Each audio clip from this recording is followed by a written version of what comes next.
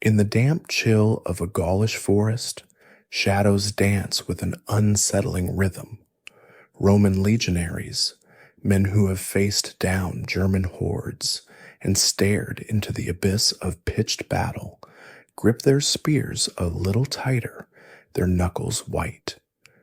They are watching something that defies the logic of Roman order, something from an older, wilder world. Towering over a clearing is a colossal man woven from wicker and wood, a hollow giant awaiting a terrible filling. Chants rise from figures cloaked in white, their faces painted with symbols that seem to writhe in the torchlight, their voices a low drone that feels less like sound and more like a vibration in the bones. These are the Druids, the priest-philosophers of the Celtic tribes, and tonight they are making a sacrifice. Or are they? Is this horrifying spectacle, which will later be described in lurid detail by Roman generals and historians, an authentic religious rite, a necessary appeasement of unforgiving gods?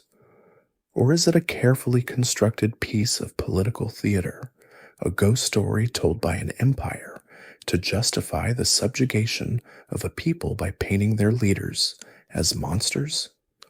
The truth of what happened in these sacred groves has been buried under 2,000 years of agenda and speculation, a historical mystery that begins with the question of whether we are witnessing a genuine act of faith or one of the most successful propaganda campaigns in human history. I'm glad you're here, wishing you peace, a rest, and maybe a little historical inspiration before sleep. Take a moment to like the video and subscribe, but only if you genuinely enjoy what I do here. As our story begins to unfold, I'd love to know where and when you're listening from, so feel free to drop your city and local time in the comments below. The entire story of the Druids begins not with them, but with their enemies, which is a problem, to put it mildly. Imagine trying to write a biography of someone using only the testimony of their bitterest rivals, people who had a vested interest in seeing them not just defeated, but utterly erased. This is the challenge we face, because the Druids, for all their immense knowledge, committed none of it to writing. Theirs was a sacred tradition of the spoken word, a vast and intricate web of laws, histories, genealogies, poems, and scientific observations passed from master to student through decades of memorization. To write it down would have been to profane it, to make common that which was holy. This commitment to oral tradition means they left us no gospels, no legal codes, no personal journals. Their voice is silent in the historical record. Instead, we hear about them almost exclusively from the Romans, and to a lesser extent the Greeks, who viewed these Celtic intellectual elites with a mixture of awe, suspicion, and outright hostility. The primary lens through which we see them is that of Gaius Julius Caesar. During his conquest of Gaul in the 50s BCE, he wrote extensive commentaries, part military report, part political justification for his actions back home. In these writings, he describes the Druids as a powerful, organized, and transnational priestly class who held immense sway over the Celtic tribes. He notes their exemption from both taxes and military service, their role as supreme judges in all matters public and private, and the grueling 20-year education their novices had to endure. He speaks of their philosophical debates on the nature of the stars, the universe, and the power of the gods. But he also describes them as the overseers of grim human sacrifices, claiming they believed the gods could only be appeased by the offering of a human life for the human life. It is from Caesar that the terrifying image of the Wicker Man primarily comes, a giant effigy supposedly filled with living men and set ablaze. Following Caesar, other Roman writers added their own layers. The historian Tacitus provides a dramatic, blood-curdling account of the Roman assault on the Druid sanctuary on the island of Anglesey, describing altars drenched with the blood of prisoners. Pliny the Elder, a naturalist, was more fascinated by their rituals involving mistletoe and the ceremonial cutting of it from a sacred oak with a golden sickle, yet even he refers to them as magician doctors and mentions their past involvement in human sacrifice, calling it a monstrous rite. The consistency of these accounts seems damning, yet it pays to remember the context. Rome was an expansionist empire, and conquest is always easier when the enemy is dehumanized. For Caesar, portraying the Gallic leadership, the Druids, as barbaric savages who burned people alive was incredibly useful. It transformed his war of aggression and personal ambition into a righteous campaign to bring civilization to a benighted people. It was, in essence, a state-sponsored propaganda. By highlighting the most shocking and alien aspects of Celtic religion, he could obscure the fact that Roman religion had its own dark history, including ritualistic killings and brutal gladiatorial games. The Druids were the intellectual and spiritual glue that held the often fractious Celtic tribes together. They could excommunicate a chieftain, effectively making him a social pariah, and their authority crossed tribal boundaries, creating a sense of shared cultural identity that was a direct threat to Roman divide-and-conquer tactics. To secure Gaul, Rome didn't just need to defeat the Celtic warriors, it had to break their cultural spine, and that meant eliminating the Druids, not just physically, but ideologically by painting them as fiends. This is the historiographical mystery at the heart of their story, separating the plausible facts from the politically motivated fictions. The archaeology, for its part, is ambiguous. While some Celtic-era bog bodies show signs of violent death, suggesting possible ritual killing, there is no definitive proof of the mass, systematic sacrifices the Romans described. The Wicker Man, specifically, has never been substantiated by any physical evidence, so we are left adrift in the midst of their true beginnings, forced to view them through a glass darkly, knowing the image is almost certainly distorted by the breath of an empire. To find our way through this historical fog, we must look for the first breadcrumb, the earliest clue that might lead us back toward a more authentic understanding. And that clue is hidden in plain sight, embedded within the very name they were called. The word Druid itself is a powerful statement of identity, a linguistic fossil that contains the core of their philosophy.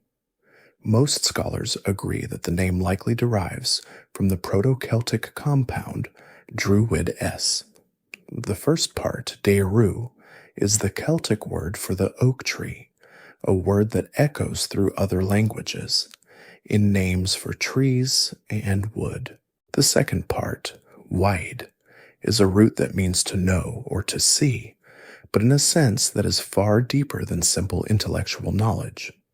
It implies wisdom, vision, and a profound intuitive understanding. The same ancient root, larwide, is the ancestor of the Latin videre, to see, the English words wit and wise, and perhaps most tellingly, the Sanskrit word Veda, which refers to the sacred, divinely revealed texts of Hinduism. When you combine these two parts, the name Druid blossoms with meaning oak knower or oak seer. This wasn't just a name, it was a job description, a spiritual title, and a declaration of their entire worldview, one that was inextricably bound to the deep wisdom of the forest. The oak was not just any tree, it was the king of the forest, the central pillar of their cosmology. Pliny the Elder, even as he disparaged them, confirmed this, stating, "The Druids hold nothing more sacred than the mistletoe and the tree on which it grows, provided it be an oak.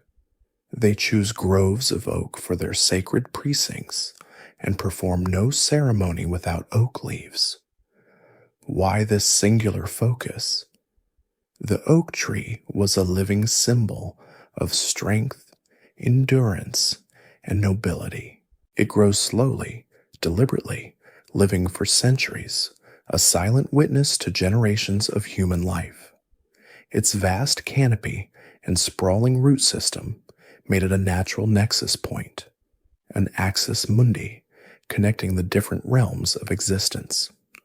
Its deepest roots reached down into the darkness of the earth, the realm of ancestors and chthonic spirits. Its massive, sturdy trunk stood firmly in the middle world, the world of human experience, and its highest branches stretched toward the sky, brushing against the heavens, the domain of the celestial gods. An oak tree wasn't just a plant, it was a ladder between worlds, a physical manifestation of the cosmic order. It was also a hub of life, a complete ecosystem unto itself, providing food and shelter for hundreds of other species, a tangible lesson in the interconnectedness of all living things. To know the oak was to understand this web of life, to see the macrocosm reflected in the microcosm. This knowing they possessed was not the detached analytical knowledge of a modern botanist. It was a holistic, participatory wisdom. The Druids were the intellectual class, yes, but they were also the spiritual conduits for their people. They believed that the divine did not speak through stone idols or reside in man-made temples, but was immanent in the world around them. Nature was the ultimate scripture, and the Druids were its dedicated exegetes, its interpreters. They learned its grammar in the turning of the seasons, its vocabulary in the rustle of leaves, and its syntax in the flight of birds and the movements of the stars. The famous and often misunderstood ritual of the mistletoe, also described in detail by Pliny, perfectly illustrates this fusion of natural observation and spiritual practice. Mistletoe, a parasitic plant that often grows on oak trees, was a thing of immense mystery. It remained green and vibrant, even in the dead of winter, when the mighty oak itself stood bare, seemingly lifeless. It appeared to grow not from the earth, but between the earth and the sky, a liminal plant belonging to neither realm. This made it a powerful symbol of life, regeneration, and transcendence. According to Pliny, the ritual was performed with exacting care. On the 6th day of the moon, a Druid priest, clad in white robes, would ascend the sacred oak and cut the revered mistletoe using a golden sickle. Gold was essential, a pure metal that does not rust or tarnish, signifying the purity of the act. The mistletoe was not allowed to touch the ground and was caught below in a white cloak. Afterwards, 2 white bulls who had never felt the yoke of a plow were sacrificed, and a feast was held. Every single element of this ceremony speaks to a deep, symbolic understanding of the cosmos. The timing was lunar, the tool was pure, the officiant was purified, and the offering was unblemished. This was not simple superstition. It was a highly structured liturgical act, designed to harmonize the community with the forces of nature and the divine, to harness the life-giving power symbolized by the evergreen mistletoe at a time of year when the world was dark. The hypothesis that emerges from this is that for the Druid, science and spirituality were one and the same. Astronomy was also astrology. Herbalism was also magic. Physics was also metaphysics. To know the oak was the central metaphor for their entire philosophical system, a system that read the universe as a living, sacred text, and saw in the enduring strength of the tree a reflection of the immortal soul. This central belief in an immortal soul, a spirit that simply discards one body to find another, was perhaps the most radical and defining feature of Druidic philosophy in the eyes of the Romans, who largely believed in a shadowy, grim underworld. This very doctrine, however, serves as a thread that, if pulled gently, unravels a map far larger than Celtic Europe, leading us back thousands of years and thousands of miles to the east. The philosophical framework of the Druids was not born in isolation within the oak groves of Gaul. It carries distinct, almost unmistakable echoes of a much older and more widespread spiritual tradition, one that links them to the ancient sages of India. This connection is not one of direct contact, but of a shared and profoundly deep ancestry, stemming from a common cultural wellspring known today as the Proto-Indo-Europeans. These were not a unified empire or a single nation, but a vast linguistic and cultural group who sometime around 4000 BCE began to expand from their homeland in the Pontic-Caspian steppe, the Great Plains north of the Black Sea. As they migrated over millennia, splitting into different waves, they spread west across all of Europe, south into Anatolia, and southeast into Persia and India. And as they spread their genes, they also spread the seeds of their language, their myths, and their way of understanding the world. The evidence for this is, first and foremost, linguistic. The Celtic languages, spoken in the time of the Druids, belong to the same vast family as Latin, Greek, Germanic, and crucially, the ancient Indo-Aryan language of Sanskrit. Words for fundamental concepts like family, numbers, and nature show a clear shared origin, proving a common descent. But it wasn't just words that traveled. It was entire social and ideological systems. One of the most characteristic features of these Proto-Indo-European societies was a tripartite social structure, a division of society into three essential functions: a priestly class responsible for sacred knowledge and sovereignty, a warrior class responsible for defense, and a producer class responsible for providing sustenance. This ancient blueprint can be seen clearly in ancient India, where it crystallized into the caste system of the Brahmins, the priests, the Kshatriyas, the warriors, and the Vaishyas, the farmers and merchants. Astonishingly, Julius Caesar describes an almost identical structure in Gaul. He writes of the Druids, the priestly and intellectual class, the equites, the mounted warrior aristocracy, and the plebs, the common people. The Druids of Gaul and the Brahmins of India were not just similar, they were cognate structures, fulfilling the exact same societal role, a role they had both inherited from a distant, shared past. This shared social blueprint is fascinating, but the philosophical parallels are breathtaking. Remember Caesar's central observation. The Druids taught that the soul is immortal, and after death, transmigrates from one body to another. This is a near-perfect echo of the doctrine of reincarnation, or samsara, which is a foundational concept in Hinduism, Buddhism, and Jainism. The idea that death is not an end but a transition, that the physical body is merely a temporary vessel for an eternal essence, was as central to the teachings in a damp, Gaulish Nemeton as it was to those on the sun-baked banks of the Ganges. This belief had a profound practical effect, which Caesar noted with a soldier's pragmatism. It made Celtic warriors fearless in battle, as they did not fear the finality of death. Furthermore, recall the Druids' insistence on oral tradition, their 20-year training program based entirely on memorization. This finds its direct counterpart in the Vedic tradition of ancient India.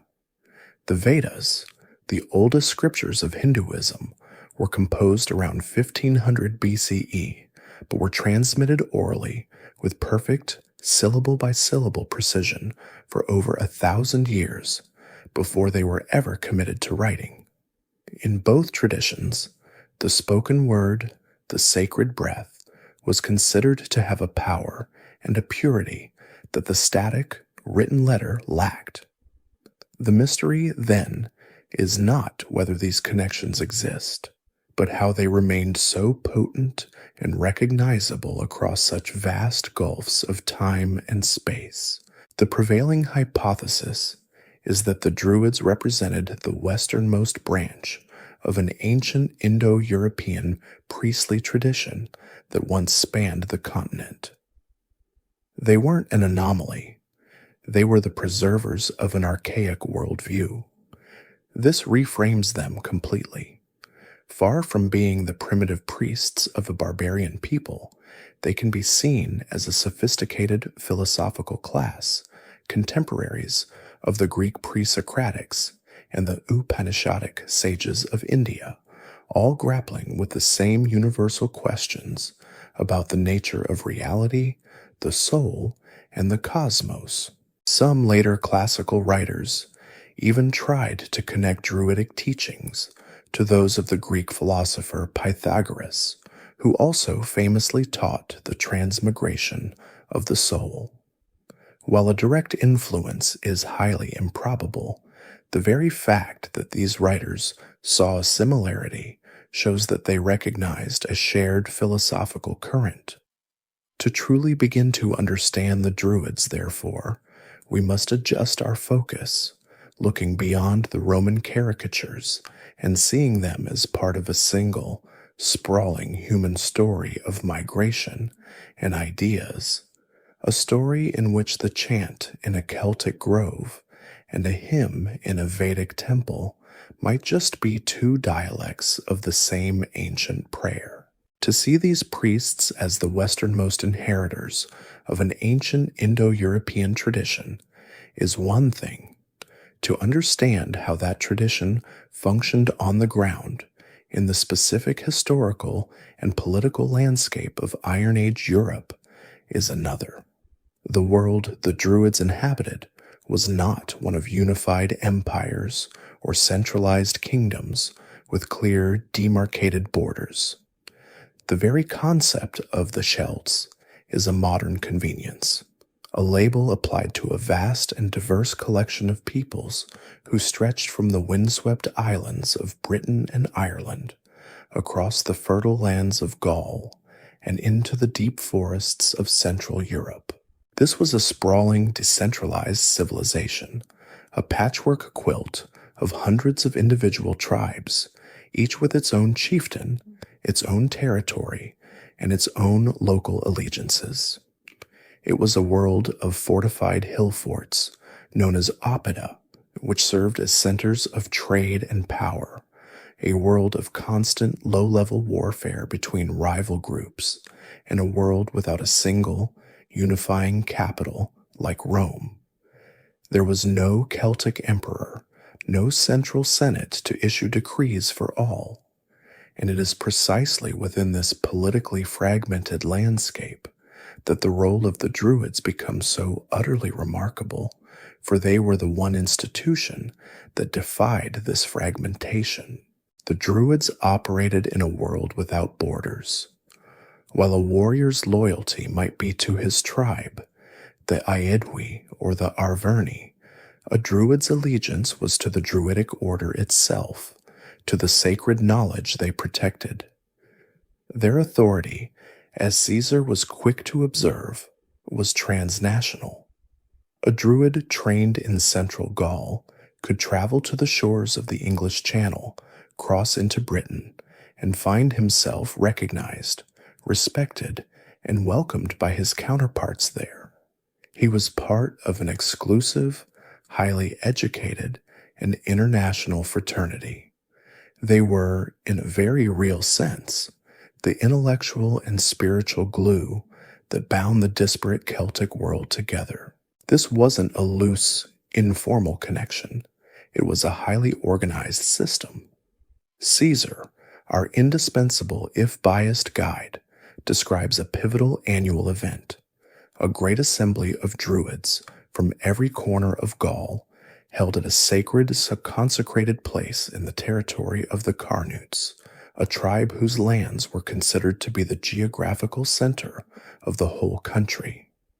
This annual meeting was their supreme court, their parliament, and their university senate all in one. Here, they would settle the most intractable disputes between tribes, pass judgment on crimes like murder and inheritance squabbles, and exchange knowledge, ensuring that their doctrines and laws remained consistent across vast distances. Imagine a modern-day summit of the United Nations Security Council, but where the judges and diplomats are also the society's leading scientists, theologians, and professors. This network was sustained by the rigorous and standardized education that every Druid had to undergo. That 20-year process of memorization, which we have touched upon, was more than just a trial of intellect and endurance. It was a process of indoctrination that created a shared culture, a shared language of philosophy, and a shared set of legal and ethical principles. When one Druid met another, regardless of their tribal origin, they knew they were speaking to someone who possessed the same foundational knowledge, who understood the same intricate legal precedents, and the same sacred cosmic truths. This shared intellectual framework allowed them to act as neutral arbiters in a world of fierce loyalties. The Greek historian Strabo tells of instances where two opposing tribal armies, arrayed for battle and ready to charge, would be halted in their tracks by the interventions of white-robed Druids stepping between them. Their moral and spiritual authority was apparently so great that they could compel warriors to lay down their arms. They were the peacemakers and diplomats of their age, operating on a level of prestige that local chieftains could not ignore. The central mystery of this system is how they enforced their authority. They commanded no armies and collected no taxes. How could an unarmed intellectual class compel powerful, ambitious chieftains and warriors to obey their judgments? The answer lies in their ultimate sanction, a power far more terrifying in their society than the threat of violence, the power of excommunication. If an individual, or even an entire tribe, refused to abide by a Druidic decree, they could be interdicted from the sacrifices. In a world where proper religious observance was considered essential for the prosperity of the community, for the fertility of the crops, and the health of the people, this was a social and spiritual death sentence. The offender, Caesar tells us, was counted among the impious and the criminal. All other people would shun them, refusing to speak to them for fear of being tainted by their pollution. They were denied justice in any dispute and barred from holding any position of honor. It was a complete and total ostracization. Their power was not military, but ideological, rooted in a universal and deeply held belief that to defy the Druids was to defy the gods and the very fabric of cosmic order. In this way, they were the living, breathing network of the Celtic world, a mobile web of knowledge and law that provided a deep cultural unity to a people who had no concept of a unified state. This living network, this cultural internet of the Celtic world, was made up of individuals who fulfilled some of the most critical roles within their societies. To be a Druid was not a single, simple vocation. It was to be a member of a multi-talented professional class, a priestly caste that held the responsibilities that in our modern world are divided among judges, scientists, clergy, and university professors. Their influence permeated every aspect of life because they were the recognized masters of the three domains that mattered most: the relationship with the divine, the relationship between people, and the relationship with the past and the natural world. Their societal function was a braid of three thick cords: priest, judge, and lore keeper. As priests, they were the essential intermediaries, the conduits between the mortal and the immortal realms.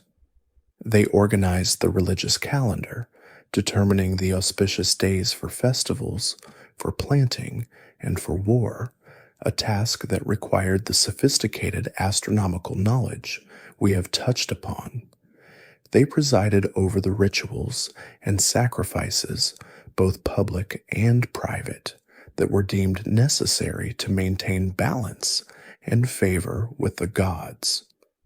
This role also included the crucial art of divination. The Druids were seers, tasked with interpreting the will of the gods and the patterns of the future. They sought these messages in the world around them, practicing augury by observing the flight and calls of specific birds, like the raven or the wren. They were believed to be able to read omens in the crackle and smoke of the sacrificial fire, or in the terrifying patterns found in the entrails of offered animals. This was not seen as superstition, but as a sacred science, a matter of reading a divine language written into the fabric of the world. They were the spiritual guardians of their people, the ones who knew how to ask the right questions of the universe, and they believed how to understand its cryptic answers. The second cord of their authority, that of the judge, was perhaps their most powerful in a practical day-to-day sense. As we've seen, the Druids served as the supreme arbiters for virtually all disputes. Sauser is clear on this point. It is they who decide in almost all disputes, public and private. If any crime has been committed, if murder has been perpetrated, if there is any dispute about inheritance or boundaries, these same men have the final say. Their courtroom was not a building of stone, but likely a hallowed spot beneath a great tree or within a sacred grove.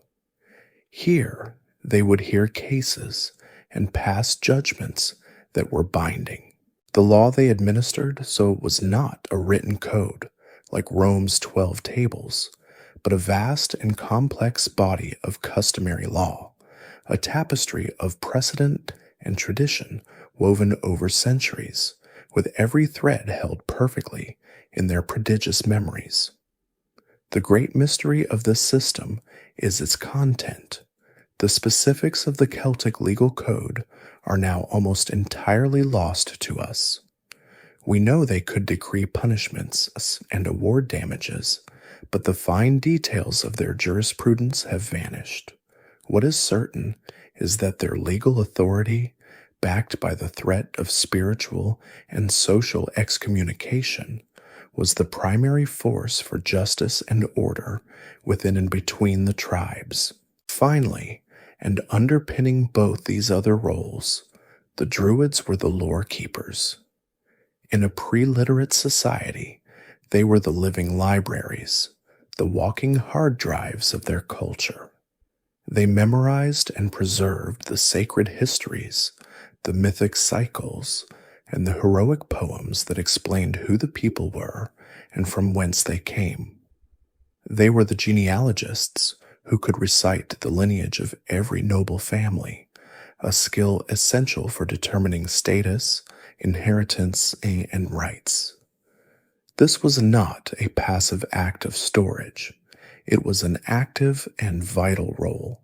They were the educators, responsible for the training of the next generation of the elite, including not only their own successors, but also the sons of the warrior aristocracy. By controlling the education of the young nobles, they ensured that the core values and traditions of the culture were passed down, shaping the worldview of future leaders. Within this lore was also their natural philosophy, their scientific knowledge. They studied the stars to make their calendars, they studied the earth to understand geography, and they studied plants for their medicinal and spiritual properties. The classical writer Ammianus Marcellinus, quoting an earlier source, said the Druids had probed the secrets of nature.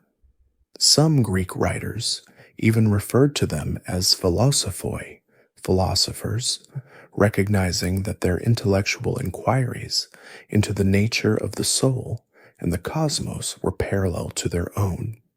This suggests that Druidism was a complete intellectual system, a true philosophy of the ancient world.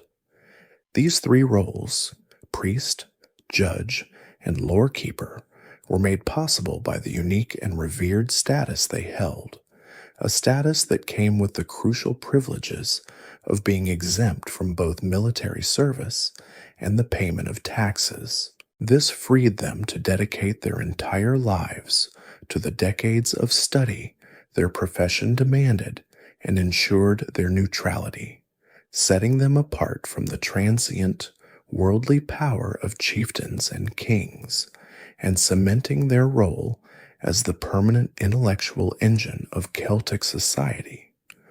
To become the intellectual engine of an entire culture, a class of priest philosophers capable of acting as a living, breathing network required a formative process of unparalleled rigor. One did not simply decide to become a druid. One was forged into a druid, slowly and deliberately, through an educational marathon so demanding it would exhaust the resolve of the most dedicated modern scholar. This was the crucible of their order, a system of training that prized the faculties of the human mind above all else, and ensured that the sacred knowledge they guarded was transmitted with absolute fidelity. The Roman commentators were unanimous in their astonishment at the length of this education. Julius Caesar states plainly that the training could last for as long as 20 years. Consider that for a moment. 20 years is more than the time it now takes to go from kindergarten to a medical degree. It was a commitment that would consume the entirety of a young person's life, from adolescence through to the prime of their manhood. It was a signal to all of society that the knowledge a druid possessed was not easily won, but was the result of a lifetime of devotion and immense mental discipline. The allure of this path was so great that, according to Caesar, great numbers of young men voluntarily sought out this instruction, while others were sent by their noble families. It was clearly the most prestigious form of higher education available in the Celtic world. We can imagine that not all who began this journey completed it. Perhaps many sons of chieftains studied with the Druids for a few years to receive a polished education in law, history, and philosophy before returning to the life of a warrior, their minds sharpened by the experience. But for those who sought to join the order itself, the path was long and all-encompassing. This schooling did not take place in formal academies or stone buildings, but in the very heart of the Druidic world, nature itself. The students and their masters would withdraw to remote and secluded places, hidden away from the distractions of daily life. Their classroom might have been a quiet clearing deep in an oak forest, a seaside cave where the sound of the waves provided a constant rhythm for recitation, or one of the sacred island sanctuaries, like the Isle of Anglesey, which was known to be a great center of Druidic learning before its destruction.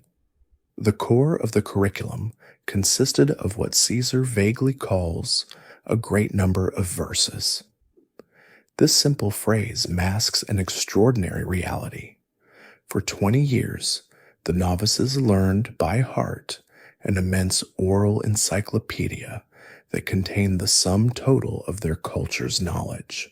These verses were not just simple poems.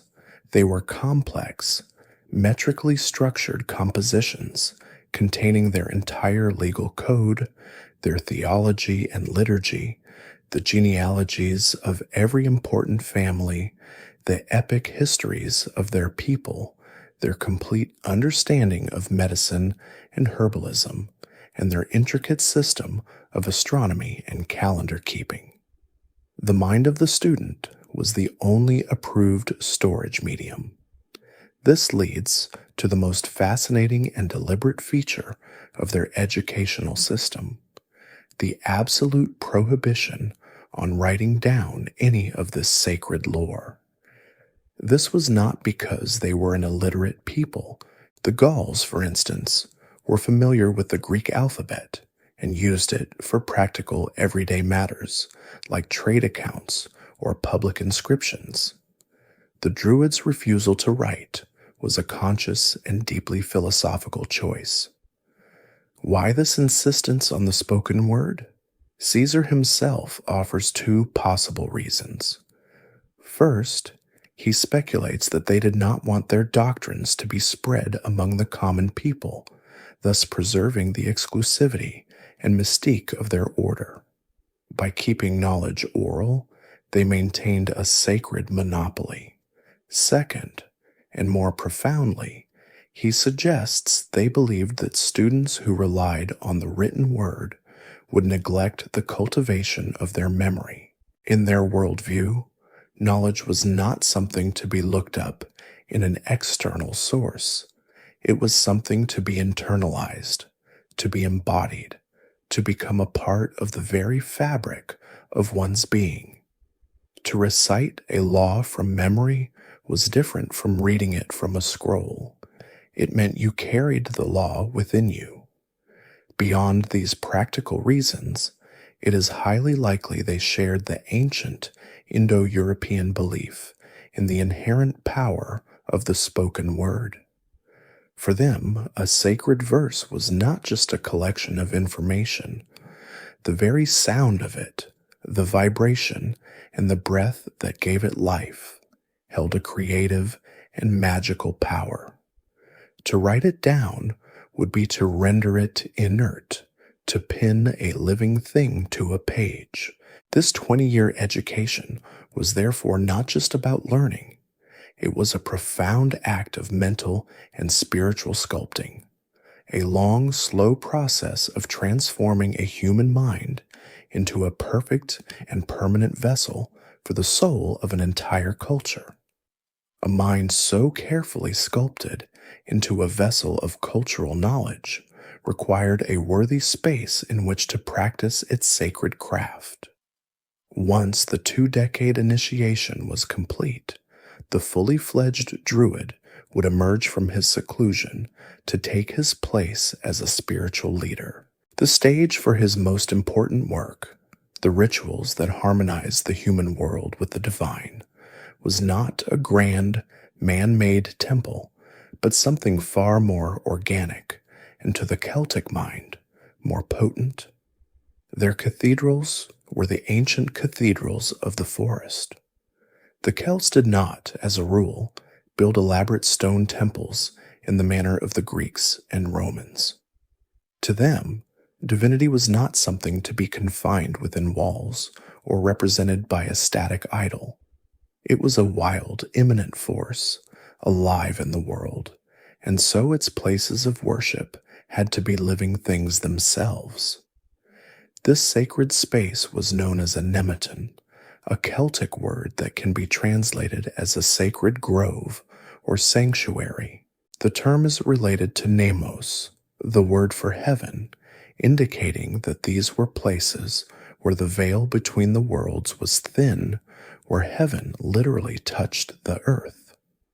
To understand the radical nature of the nematon, one must contrast it with the classical temples that dominated the Mediterranean world. A Roman temple was an architectural monument, a testament to the skill of human hands and the power of the empire. It was an ordered, symmetrical structure, often placed in the bustling heart of a city, that imposed a human sense of logic upon the landscape. The nematon was the philosophical opposite. It was typically a pre-existing place of natural power and beauty, an ancient grove of oaks, a clearing with a peculiar echo, a place where a spring bubbled up from deep within the earth that was recognized as sacred and set apart from the mundane world. It was not about imposing order on nature, but about entering into a respectful dialogue with it. A clear boundary would be established, often a simple ditch and embankment, or a fence of carved wooden posts, marking the threshold. To cross this line was to leave the profane world behind and to enter a liminal space, a zone of immense power and sanctity. Inside, the atmosphere would be one of profound silence and awe, the light filtering down through a dense canopy of leaves that had witnessed centuries of seasons. It was here, surrounded by the great living pillars of oak and yew, that the Druids felt closest to their gods. The Roman writers, accustomed to their clean, urban temples, viewed these wild sanctuaries with a mixture of fear and disgust. The poet Lucan, in his epic Pharsalia, gives a famously chilling and almost certainly exaggerated description of a Druidic grove near Massilia, modern-day Marseille. He paints a picture of a place untouched by sunlight, where the trees were uncannily ancient and intertwined, where the air itself was black and heavy with dread. He claims the wooden idols had a deathly pallor, the earth was always damp, and the trees were stained with the blood of sacrifices. This is pure Gothic horror, written to shock a Roman audience, but it captures the deep-seated Roman anxiety about the untamed, un-Roman nature of these places. Tacitus echoes this sentiment in his account of the Roman assault on Anglesey, describing groves consecrated to savage superstitions, where it was their religious duty to drench their altars in the blood of prisoners. While this is likely a continuation of the anti-Druid propaganda, it reinforces the image of the nematon as a dark and terrifying place. Archaeology, as it so often does, provides a more nuanced picture. Excavations at sites identified as sanctuaries, such as Gournay-sur-Aronde in France, reveal the ditch and embankment enclosures described in texts. Within them, archaeologists find not the remains of mass human sacrifice, but vast deposits of votive offerings. Thousands of weapons, Swords, spears, shields were ritually broken or killed before being buried as offerings to the gods, along with the bones of sacrificed animals and occasionally humans. These sites were clearly centers of intense and prolonged religious activity. Sometimes, post holes reveal that there were wooden structures inside, perhaps ceremonial gateways or platforms for the officiants, but nothing like a fully enclosed building. The true mystery lies in the precise nature of the rituals conducted there. The prevailing hypothesis is that the Nemeton was a microcosm of the Celtic cosmos.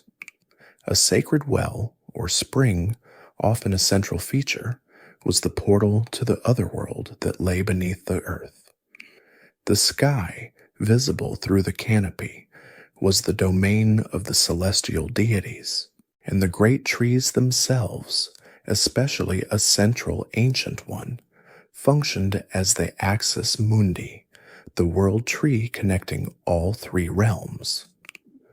A ceremony performed in the Nemeton by a druid was therefore an act of immense power, an event that took place at the very center of the universe, reenacting the cosmic order and ensuring its continuation. Their choice of a living sanctuary was a profound theological statement. The world itself was the only temple great enough to contain the divine.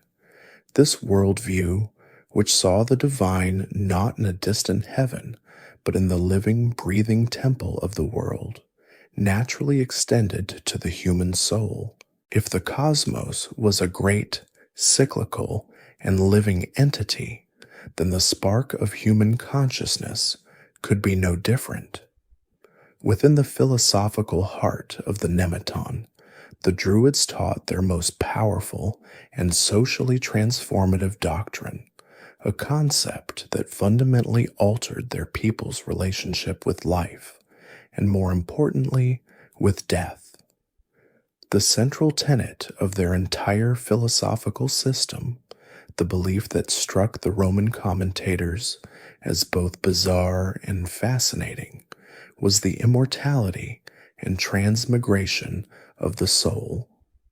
Julius Caesar, ever the pragmatist, identified this as their single most important teaching. The cardinal doctrine which they seek to preach, he wrote, is that souls do not die, but after death pass from one to another. This was not a vague hope for a shadowy afterlife. It was a firm conviction in a continuing dynamic cycle of existence. The soul was an eternal traveler, and a single human life was but one short stay in a single inn on an infinitely long road. To a Roman, whose vision of the afterlife was typically the grim, gray underworld of Hades, a joyless realm of forgetful shades, this Celtic idea was radical. It replaced the terror of finality with a promise of continuity. Death was not an end, not a descent into eternal gloom, but simply a transition, a shedding of one physical form to eventually take up another. It was no more frightening than the passing of winter into spring. As a military commander, Caesar immediately grasped the profound practical implications of this philosophy. He observed that this belief, above all things, incites to valor, the fear of death being entirely disregarded. A warrior who believes that his essential self cannot be extinguished by a sword thrust or a spear point will fight with a ferocity and abandon that is terrifying to an opponent who fears oblivion. The famed Celtic battle fury, the willingness of their warriors to charge into the fray with reckless courage, was not born of mere bravado. It was powered by a deep metaphysical certainty. Death in battle was not a failure, but a heroic and swift transition, a direct doorway to the next stage of the soul's great journey. But what was that journey? While the classical sources are clear that the Druids taught reincarnation, they are frustratingly silent on the details, leaving us with one of the most compelling mysteries of their belief system. Did the soul immediately seek out a new body, or was there an intermediary state, a resting place between lives?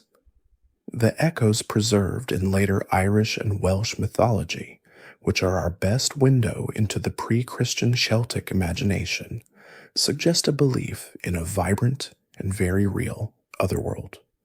This was not a heaven in the sky, but a parallel dimension, a magical realm that lay just beyond the veil of ordinary perception. It had many names: Tir na Nog, the land of eternal youth; Mag Mel, the plain of delight; or Anwan, the unworld, or the deep. It could be reached through ancient burial mounds, known as Seids, across the western sea, or through enchanted caves. This otherworld was a place of supernatural beauty, where sickness and old age were unknown, where trees bore fruit and flowers simultaneously, and where heroes could feast and love for what seemed like a day, only to return and find that centuries had passed in the mortal world. How does this tantalizing vision of a pagan paradise fit with the doctrine of reincarnation? This is a question that scholars still debate. Perhaps the otherworld was a temporary blissful interlude for the soul, a place of rest and rejuvenation before it was reborn into the world of form. Or perhaps different destinies awaited different souls, with great heroes and poets earning a permanent place in the land of youth, while ordinary people continued on the wheel of rebirth. The myths themselves hint at a fluid reality, where figures like the great hero Fionn MacCumhail are said to have been reborn multiple times, suggesting that even those who experienced the otherworld were still part of the great cycle. Another profound and unanswered question is whether this cycle was governed by a moral law akin to the Indian concept of karma. Did one's deeds in a past life influence the circumstances of the next? The sources give us no clue, yet, given the Druids' central role as the ultimate judges and keepers of the law, it is a powerful hypothesis that their system included some form of ethical consequence, that the journey of the soul was not random, but was shaped by the justice they administered. Without it, their entire legal and moral authority would lack its ultimate metaphysical foundation. This doctrine of the immortal, wandering soul was the spiritual bedrock of the Celtic world, a philosophy that imbued every moment with a sense of cosmic significance and transformed the terrifying unknown of death into the promise of another beginning. This profound belief in the soul's cyclical journey was not a philosophy conceived in a vacuum. It was a reflection of the greatest and most obvious cycle the Druids could observe: the magnificent, predictable, and eternal turning of the heavens. Just as the soul passed from one life to the next, so too did the moon pass through its phases and the sun through its seasons. The macrocosm of the universe and the microcosm of the human spirit were governed by the same rhythmic principles of death and rebirth. To understand the cosmos was to understand the soul. It is no surprise, then, that the Druids were renowned not only as priests and judges, but as masterful astronomers, the keepers of celestial time for their people. This was not a casual interest in stargazing. It was a fundamental component of their power and wisdom, a sacred science that underpinned their entire society. Julius Caesar, in his list of their intellectual pursuits, makes a point of this, stating they held many speculations about the stars and their motion, about the size of the world and the universe, and about the nature of things. This was not knowledge for its own sake. It had deeply practical and spiritual applications. First and foremost, the Druids were the calendar keepers. In a world without clocks or printed schedules, their ability to accurately track the passage of time was essential. They needed a precise calendar to determine the correct dates for their great religious festivals, which were tied to specific moments in the solar and lunar years. These festivals, such as Samhain at the beginning of winter, Beltane at the start of summer, and the solstices and equinoxes, were not arbitrary holidays. They were pivot points in the cosmic cycle, moments of immense power when the community had to perform the correct rituals to ensure the continued health of the land and the favor of the gods. An accurate calendar was also vital for agriculture, guiding the planting of crops in the spring and the harvest in the autumn. To the Celtic mind, astronomy and theology were inseparable. The movements of the sun, moon, and stars were the language of the gods, a visible manifestation of the divine order. Reading the heavens was an act of divination as much as it was a science. For centuries, our understanding of their astronomical skill was based solely on these tantalizing but vague Roman descriptions. That changed dramatically in 1897 with a discovery in a field near Coligny, France. There, buried in the ground, were the shattered fragments of a large bronze plaque. When painstakingly reassembled, it revealed something astonishing. The Coligny calendar, the single most important artifact for understanding the scientific capabilities of the Celtic intellectual class. The calendar is a masterpiece of ancient mathematical astronomy. Written in the Gaulish language, but using Roman letters, it lays out a highly sophisticated 5-year timekeeping system. Its primary challenge was to reconcile the cycles of the sun and the moon. The solar year, the journey of the Earth around the sun, takes roughly 365.24 days, while the lunar month, from one new moon to the next, is about 29.5 days.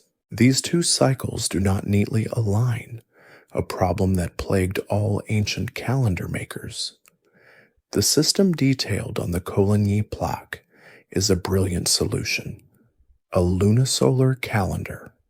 It tracked the months by the moon, but ingeniously inserted an extra 13th month every 2.5 years to ensure that the lunar calendar didn't drift out of sync with the solar seasons. The calendar is incredibly detailed, marking each month as either MAT, auspicious, or ANM, inauspicious, suggesting it was a practical tool used to determine the right time for everything from holding a festival to initiating a battle. The Coligny calendar is the ultimate proof that the Roman accounts were not exaggerating. It shows a level of scientific and mathematical sophistication in pre-Roman Gaul that was equal to, and in some ways more complex than, that of their Mediterranean contemporaries. The great mystery that remains is the full extent of this knowledge. The popular imagination, for example, has long linked the Druids to the great megalithic structures of Britain and Ireland, like Stonehenge and Newgrange. While these sites are certainly aligned with extraordinary astronomical precision to the solstices, they predate the Iron Age Druids by thousands of years. The hypothesis, however, is that the Druids, as the intellectual inheritors of these ancient landscapes, would have recognized the purpose of these stone observatories, and may well have been the keepers of the knowledge first unlocked by their distant ancestors, continuing to use these sacred places for their own celestial observations. By mastering the clockwork of the cosmos, the Druids provided their society with a sense of order and predictability, anchoring the rhythms of human life into the grand, repeating dance of the stars and reinforcing their most cherished belief that everything in the universe, from the smallest soul to the largest star, was part of an eternal, unbreakable cycle. To see the universe as a grand, rhythmic dance of celestial bodies and immortal souls is a philosophy of profound harmony. And yet we must now turn to the most jarring and discordant note in the entire Druidic story, the single accusation that has shaped their image for 2 millennia and continues to provoke the most heated debate. If the Druids were the philosopher kings of a spiritually sophisticated people, how do we reconcile this with the horrifying and persistent charge leveled against them by every Roman who wrote on the subject, the charge of ritual human sacrifice?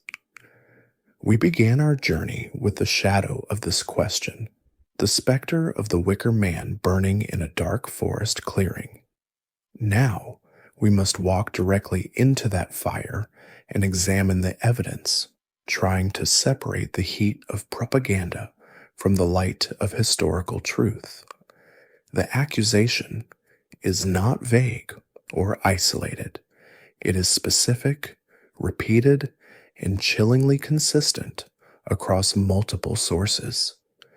Julius Caesar provides the most famous and influential account.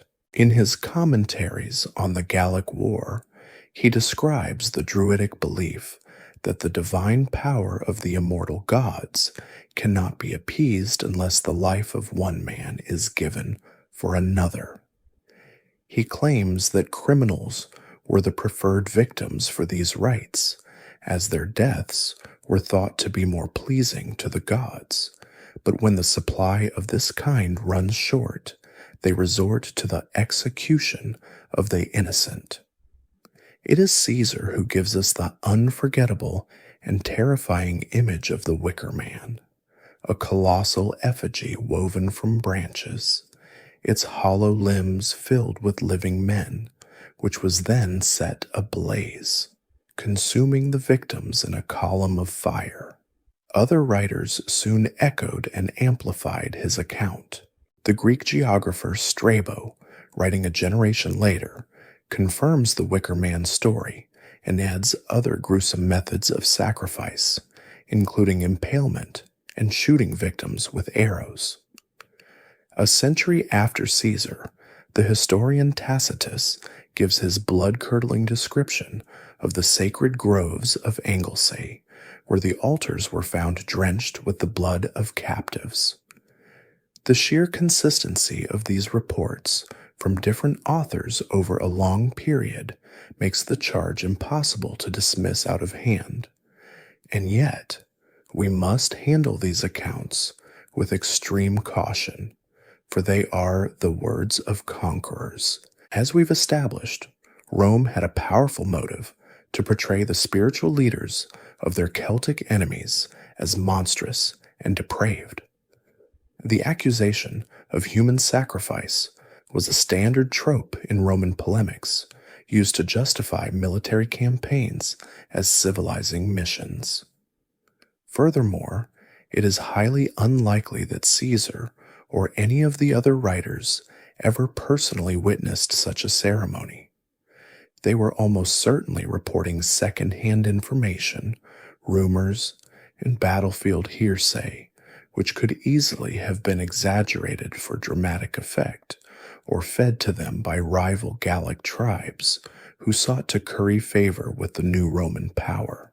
The Wicker Man, in particular, has all the hallmarks of a brilliant piece of wartime propaganda. It is an image of almost cinematic horror, perfectly crafted to shock a Roman audience and solidify their view of the Gauls as savage barbarians in desperate need of subjugation. If the literary evidence is tainted, what does the physical evidence tell us? Archaeology offers a far more complex and ambiguous story. Crucially, there is absolutely no archaeological evidence for the existence of giant, man-burning wicker structures. But there is compelling, if unsettling, evidence for ritual killing in Iron Age Europe. The most famous example is Lindo Man, a bog body discovered preserved in a peat bog in Cheshire, England in 1984. Scientific analysis revealed he was a young, high-status man who had met a violent and highly stylized end. He was struck on the head twice, garroted with a sinew cord, and had his throat cut in what is known as a triple death. This was no common murder, it was a ritual. The triple death motif appears in later Irish mythology as a particularly potent form of sacrifice, suggesting this was a long-standing tradition. Similar finds at sanctuary sites across Europe, where human remains are sometimes found, mingled with the bones of sacrificed animals and ritually destroyed weapons, add weight to the argument that human sacrifice did, in fact, occur. So where does the truth lie? Most modern historians have settled on a nuanced synthesis. The lurid, large-scale spectacle of the Wicker Man was likely a Roman invention, a propagandistic exaggeration designed to horrify. However, the kernel of truth at the center of that invention is that human sacrifice was probably a real, albeit rare, practice in Celtic society, and one over which the Druids, as the chief priests, would have presided. It was not a routine event, but an extreme rite reserved for moments of the gravest possible crisis, a catastrophic military defeat, a devastating famine, or perhaps the inauguration of a new high king. In a worldview based on balance, when the entire community was threatened with destruction, the ultimate offering of the most valuable thing conceivable, a human life, may have been seen as the only way to appease the gods and restore the sacred order. The Wicker Man will forever be the darkest shadow in the Druids' grove, a haunting enigma that lies somewhere in the fog between a grim but rare reality and a conqueror's masterful lie. To navigate the fog that lies between the grim reality of ritual killing and the masterful lies of a conqueror, we must turn our gaze fully upon the man who created the fog in the first place. No single individual is more responsible for our image of the Druids, for both the invaluable knowledge we possess and the intractable mysteries we face, than Gaius Julius Caesar. His encounter with them during his conquest of Gaul in the 50s BCE provides the most detailed, contemporary, and profoundly influential account we have. But to read his words without understanding the man, his motives, and his methods is to walk into a carefully set trap. Caesar was not a dispassionate historian or a curious anthropologist. He was a brilliant, ambitious, and utterly ruthless politician and general.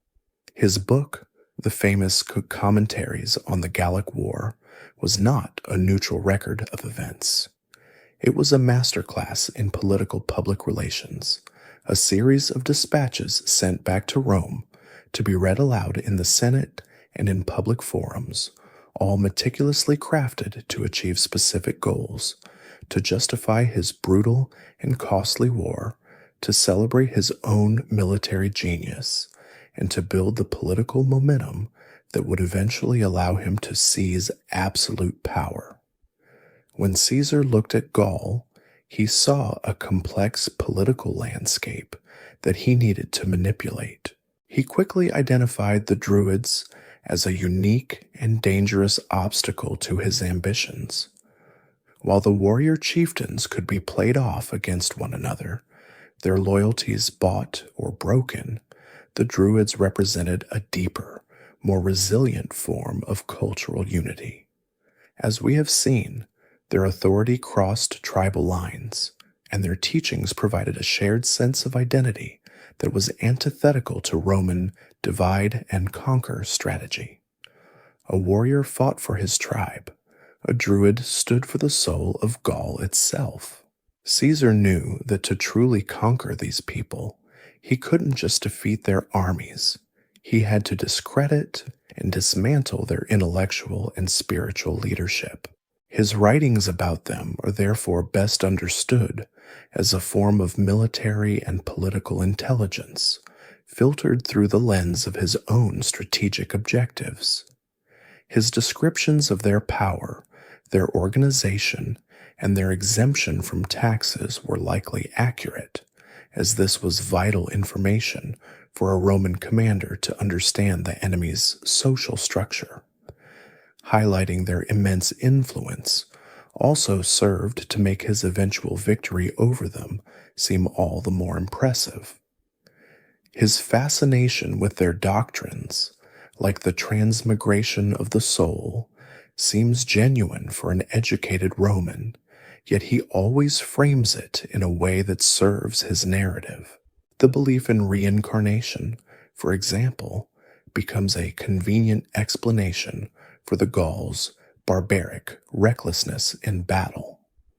Their strict adherence to oral tradition is presented not as a philosophical choice about the sacred power of the spoken word, but as a primitive practice that stands in stark contrast to the literate, ordered, and therefore superior civilization of Rome.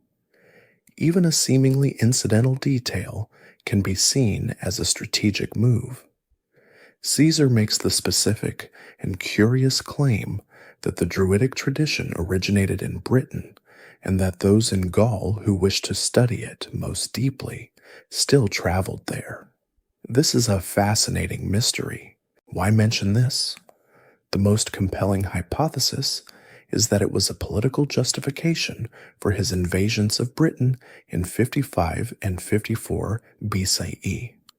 By portraying Britain as the ideological fountainhead of Gallic resistance, the Vatican of Druidism, he could frame his risky cross-channel expedition as a necessary strategic strike against the enemy's heartland. The greatest mystery surrounding Caesar's account is the identity of his sources.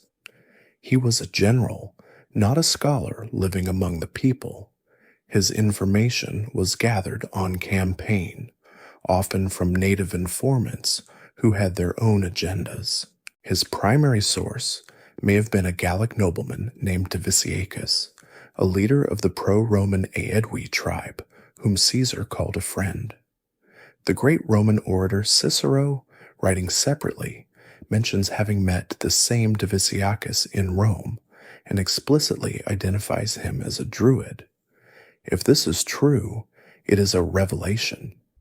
It means Caesar had a direct line to a high-ranking member of the very order he was describing, an insider who was also a political collaborator.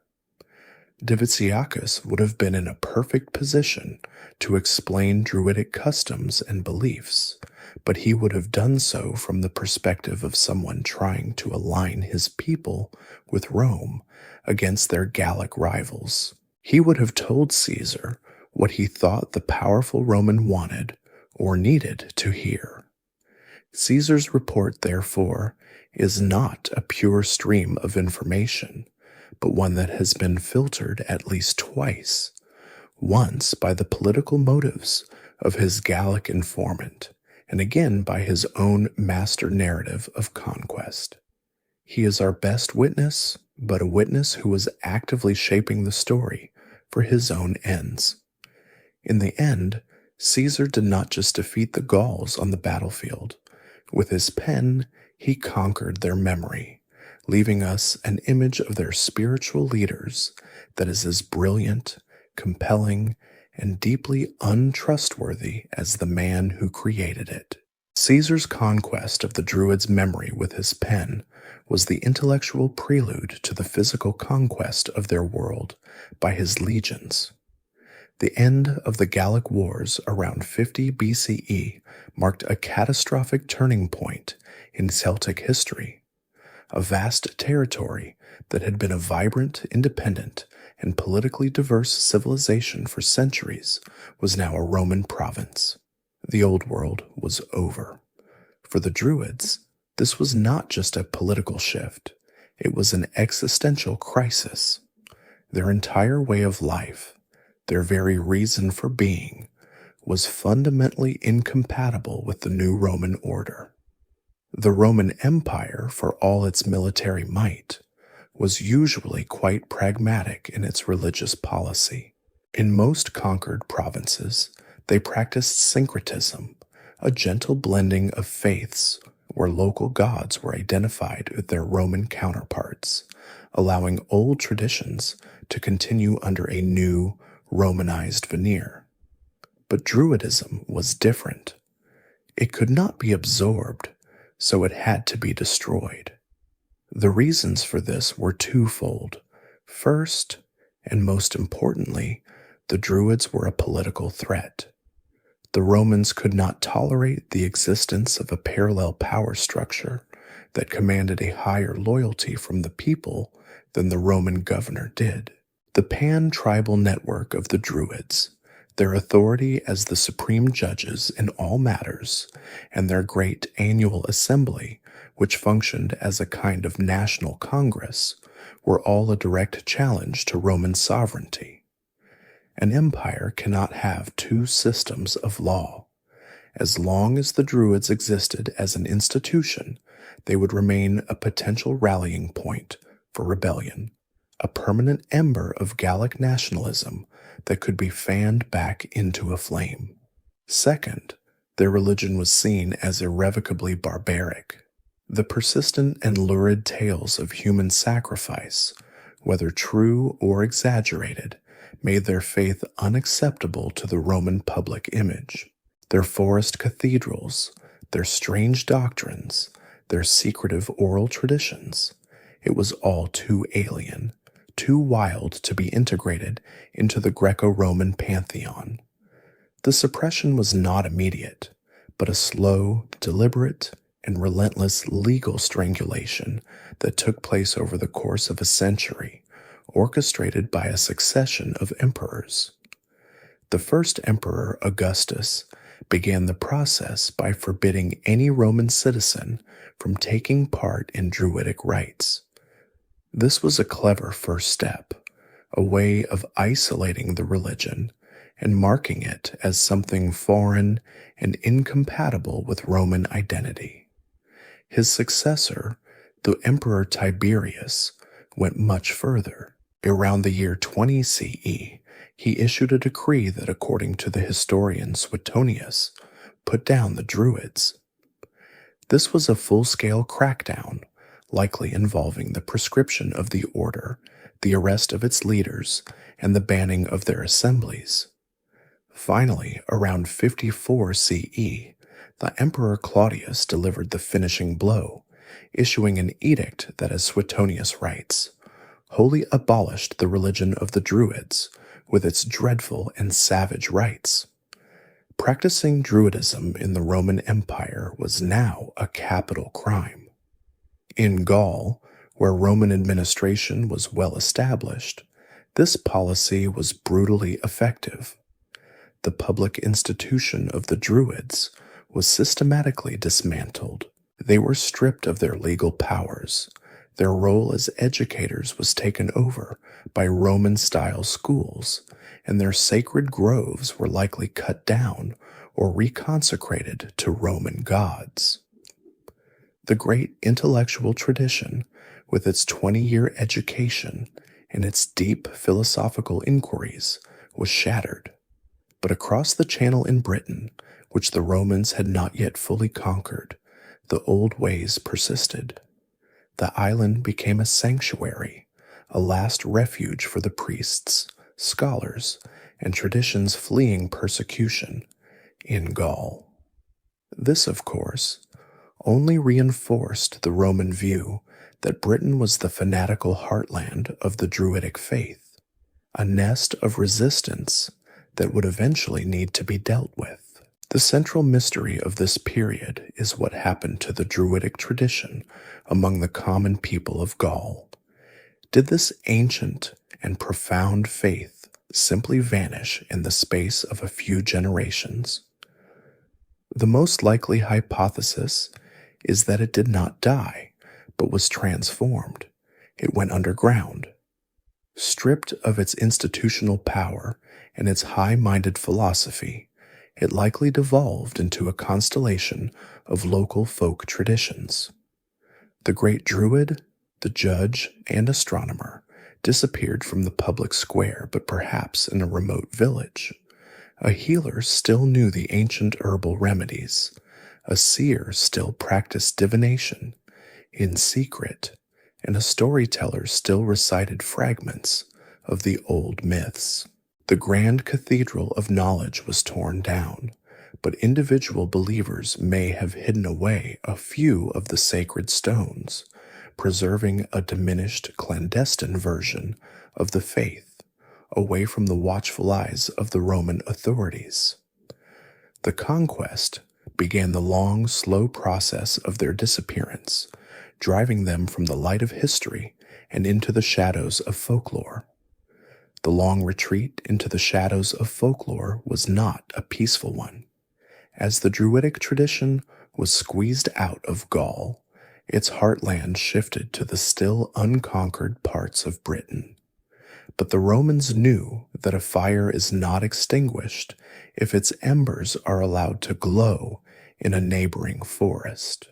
The same imperial policy that had outlawed them in Gaul would inevitably follow them across the water. In the year 43 CE, almost a century after Caesar's initial expeditions, the Emperor Claudius launched a full-scale invasion of Britain. For the next 2 decades, the Roman legions pushed relentlessly north and west, subduing the tribes of the lowlands. And as their grip on the new province tightened, they turned their attention to what they saw as the source of the ideological poison, the spiritual engine of all British resistance, the island of Mona, known today as Anglesey, a rugged outpost separated from the North Welsh coast by the treacherous Menny Strait. Mona was the Druids' last great sanctuary, a university, a fortress, and a place of pilgrimage all in one. To the Roman command, it was the heart of the snake, and its head had to be cut off. In the year 60 CE, the Roman governor, a formidable general named Gaius Suetonius Paulinus, decided the time had come. He massed his legions on the mainland, preparing for an amphibious assault. The Roman historian Tacitus, in his Annals, has left us a uniquely vivid and dramatic account of what happened next. As the Roman soldiers stood on the shore, preparing to cross in flat-bottomed boats, they stared at a scene from a waking nightmare. The beach on Mona was lined with the British defenders, a dense array of armed warriors. But it was the figures moving among them that froze the blood. Women, dressed in black like the furies of myth, their hair streaming wildly, ran along the lines brandishing blazing torches. And in between them all, their hands raised to the heavens, in dreadful imprecation, stood the Druids, their white robes a stark contrast to the surrounding chaos, their voices rising in a chorus of curses against the invaders. Tacitus reports that the sight was so terrifying, so utterly alien to the Roman experience of warfare, that the legionaries were momentarily paralyzed, standing motionless, he writes, as a target for the enemy's missiles. It took the personal intervention of Suetonius Paulinus to break the spell. He rode among his standard bearers, exhorting them not to be cowed by a mob of fanatics and women. Shamed into action, the legions surged forward, the infantry in their boats and the cavalry swimming their horses alongside, fighting the fierce currents of the strait. They crashed onto the beach and into the heart of the terrifying spectacle. The battle was brutal and short. The Romans, with their superior discipline and steel, overwhelmed the defenders. Tacitus is grimly matter-of-fact about the aftermath. The Romans, he says, threw the vanquished into the flames of their own torches. The slaughter was followed by a systematic demolition of the island's holy places. A garrison was established, and the soldiers were ordered to cut down the sacred groves, the nemetons, which Tacitus says were dedicated to inhuman superstitions, for the Druids considered it a pious duty to cover their altars with the blood of captives and to consult their deities through human entrails. But just as Suetonius was savoring his victory and completing the destruction of this great Druidic center, catastrophic news arrived from the other side of the province. A massive rebellion had erupted among the Iceni tribe, led by their warrior queen, Boudica. Enraged by Roman brutality and greed, her forces had already burned the Roman colony of Camulodunum to the ground and were marching on Londinium. The timing is a tantalizing historical mystery.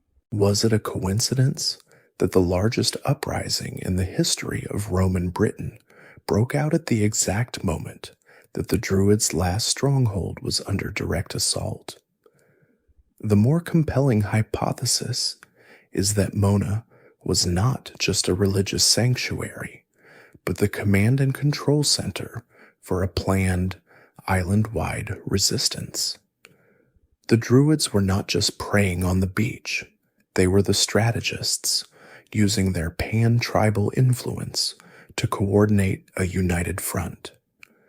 The assault on Mona may have been the trigger, the pre-arranged signal for Boudica to rise, a desperate strategic gamble to pull the Roman legions away from the Druidic heartland.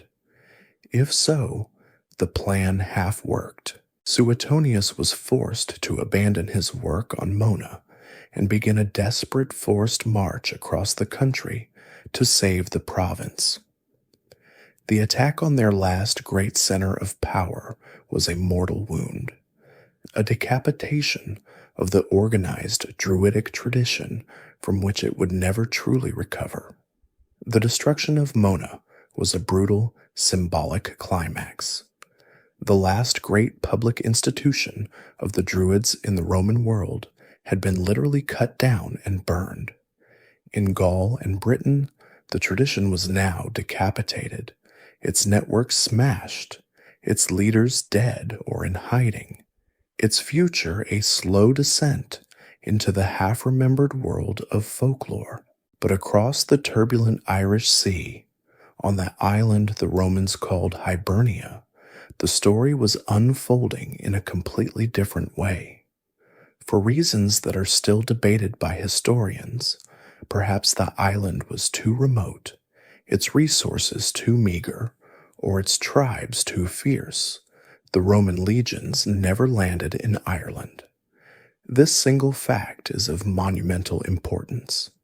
It meant that Ireland became a unique cultural preserve, the only part of the Celtic world where the Iron Age traditions were allowed to continue their development, untouched by the homogenizing force of Roman conquest and law.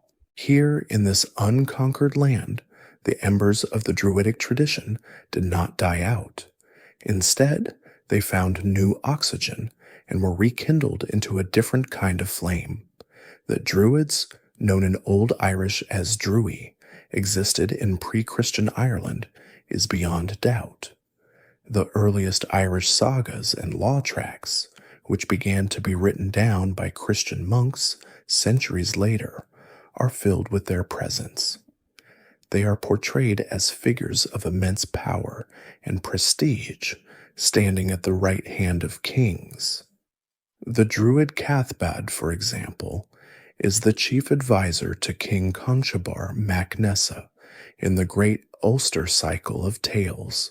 These Irish Druids are depicted as prophets who can foretell the future, sorcerers who can conjure magical mists to confuse armies, and masters of the elements who can call up storms or calm the seas.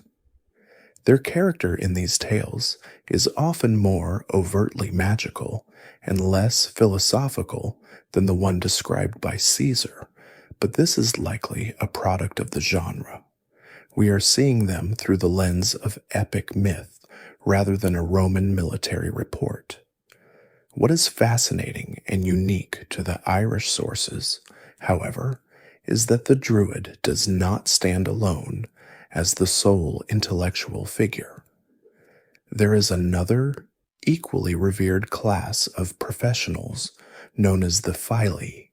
The singular is Fili. The Fili were the official poets, lore makers, and genealogists of the Irish courts. While the Druid dealt primarily with magic, prophecy, and sacrifice, the Fili was the guardian of what the Irish called senchas, the sacred traditional knowledge of the people, including all of their history, laws, and stories. Over time, it appears a remarkable division of labor occurred. The public, scholarly functions that Caesar attributed to the Gaulish Druid, that of the judge, the historian, the teacher, the genealogist, were increasingly taken over by the Fili. The term Druid, meanwhile, became more and more associated with the supernatural, with what we might now call shamanism or sorcery. Why did this split occur? A compelling hypothesis links it directly to the Roman conquest of Britain. The fall of Anglesey would have sent a shockwave across the Irish Sea. It is highly probable that Druid refugees, fleeing the destruction, made their way to Ireland, the last safe haven. This influx of a persecuted intellectual class would have had a profound impact. The Irish elites, well aware of the fate of their British and Gallic cousins, may have undertaken a kind of strategic rebranding to protect their own traditions, knowing that the Romans had specifically targeted the Druids for their inhuman rites. The Irish intellectual class may have deliberately emphasized the role of the Fili, the keeper of the socially vital but religiously neutral knowledge of law and history, while marginalizing the overtly pagan priestly functions associated with the name Druid. It was a clever act of cultural self-preservation, ensuring that even if the Romans did eventually invade, the core of their ancestral lore, now protected under the respectable title of the Fili, might be spared. The training and status of the Fili were remarkably similar to those Caesar described for the Druids. The highest rank of Fili, the Olim, required at least 12 years of intensive study, during which the novice had to memorize hundreds of epic tales, complex poems, and historical genealogies. Like the Druids, the Fili held a privileged place in society, able to travel freely and criticize even the most powerful kings. Their words had immense power. A satire composed by a Fili was not just bad press, it was considered a magical curse that could cause physical ruin. Because this tradition, under the stewardship of the Fili, survived intact for centuries, the tales they eventually wrote down provide us with our richest, most detailed window into the pre-Christian Celtic worldview. It is through their work that we have a record, however mythologized, of the world the Romans destroyed everywhere else. Ireland, by escaping the legions, became a living library, the last archive of a lost world. This living library of pre-Roman Celtic culture, preserved for centuries on the unconquered island of Ireland, was not destined to remain sealed forever. While it had been spared the tramp of Roman legions, it was about to face a new and transformative force, one that arrived not with the eagle standards of an empire, but with the humble symbol of the cross. In the 5th century CE, as the Roman Empire in the West was crumbling, a new story, a new philosophy, and a new god began to arrive on Irish shores, carried not by soldiers, but by a handful of determined missionaries. This was the beginning of the end for the old ways, a slow and complex process of conversion and assimilation that would ultimately silence the authentic voice of the Druid forever.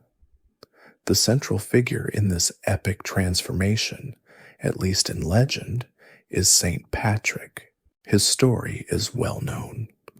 A young Romano-Briton captured by Irish slavers, he spent years in captivity before escaping, only to receive a vision compelling him to return to the land of his enslavement to bring its people to Christ. The tales of Patrick's mission, written down centuries later by hagiographers, are framed as a series of dramatic, supernatural confrontations between the Christian saint and the powerful Druids of the Irish kings. These stories are less historical fact than foundational myths for the Irish Church, but they reveal a deep cultural memory of a clash between two powerful belief systems. The most famous of these confrontations is said to have occurred at the Hill of Tara, the sacred seat of the High Kings of Ireland. The story goes that the High King, Laogaire, had issued a decree that no fire could be lit anywhere in the land until he had lit the great pagan fire for the festival of Beltane. In an act of defiant faith, Patrick ascended the nearby Hill of Slane, and on the eve of Easter lit the Paschal fire, a beacon of the new religion shining in sight of the pagan capital. The king was enraged, and his druids promised to extinguish the Christian flame with their magic. They are said to have conjured a great darkness and a magical blizzard, but Patrick's prayers, empowered by the Christian God, held them back. The contest became a battle of miracles, with Patrick ultimately proving the superior power of his faith, confounding the Druids and winning the grudging respect of the king. In another, even more famous legend, Patrick is credited with driving all the snakes out of Ireland. As modern science confirms that Ireland has had no native snakes since the last ice age, this story is universally understood as an allegory. The serpents are a potent symbol for the old, pre-Christian earth-based religions and their priestly caste, the Druids. Patrick's cleansing of the land was a metaphor for the triumph of Christianity over paganism. These dramatic tales of magical showdowns and vanquished pagans, however, likely mask a much more gradual and less confrontational historical reality. The conversion of Ireland was probably a slow, century-long process of negotiation and syncretism, a gentle blending of the old and the new. Rather than a wholesale destruction of the native culture, the early Irish Christians, many of them native Irish themselves, adopted a shrewd policy of adaptation. Christian monasteries, which became great centers of learning, were often built on or near sites that were already held as sacred in the pagan tradition. The new faith co-opted the sanctity of the old places. The Christian Saint Brigid of Kildare, for example, shares a name, a feast day on the 1st of February, the old festival of Imbolc, and many of the same attributes as the powerful pagan goddess Brigid. Instead of eradicating the native intellectual class, the Christian monks appear to have formed a remarkable partnership with the Fali. The monks possessed the powerful new technology of writing, while the Fali held the keys to the vast oral library of Irish law, history, and mythology. In the quiet scriptoriums of monasteries like Clonmacnoise and Bangor, one of the great intellectual mergers of history took place. The monks, using their Latin alphabet, began the monumental task of writing down the ancient stories that the Fili had preserved for centuries, thus saving them from oblivion. As for the Druids, their fate was to be demonized. As kings and chieftains converted, the Druid lost his role as a royal advisor. His religious authority was replaced by that of the Christian bishop. His rituals were outlawed, and his wisdom was recast as demonic sorcery. The cross did not conquer the Druid with the sword, but with a slow, irresistible tide of belief that absorbed and overwrote his world, ironically preserving its memory even as it extinguished its living practice. The Christian monks of Ireland, in their quiet scriptoriums, became the accidental archivists of the very world their faith had supplanted. But this act of preservation was not a neutral one. It was a translation, and in translation, meaning is always transformed. To fit the sprawling, chaotic, and often contradictory world of pagan Celtic mythology into a new Christian framework, the characters and their roles had to be edited and recast. The old gods could no longer be gods, so they were demoted, becoming legendary kings, queens, or the fey, supernatural beings of the fairy mounds, known as the Tuatha De Danann. Similarly, the Druids, the powerful and respected priests of the old religion, could not be portrayed as holy men. In this new Christian narrative, their holiness was heresy. So their memory was preserved, but their character was fundamentally altered. They were stripped of their priestly authority and their philosophical depth, and their abilities were reframed. Their wisdom became supernatural foresight. Their knowledge of nature became control over the elements, and their sacred rituals became incantations and spells. The historical Druid died, and in his place, the literary wizard was born. In the Irish sagas that the monks wrote down, we can watch this transformation happening. The Druids who appear in these tales, like Cathbad, the advisor to King Conchobar, still hold positions of great honor. They are respected, feared, and their counsel is sought by kings. But their power is almost exclusively magical.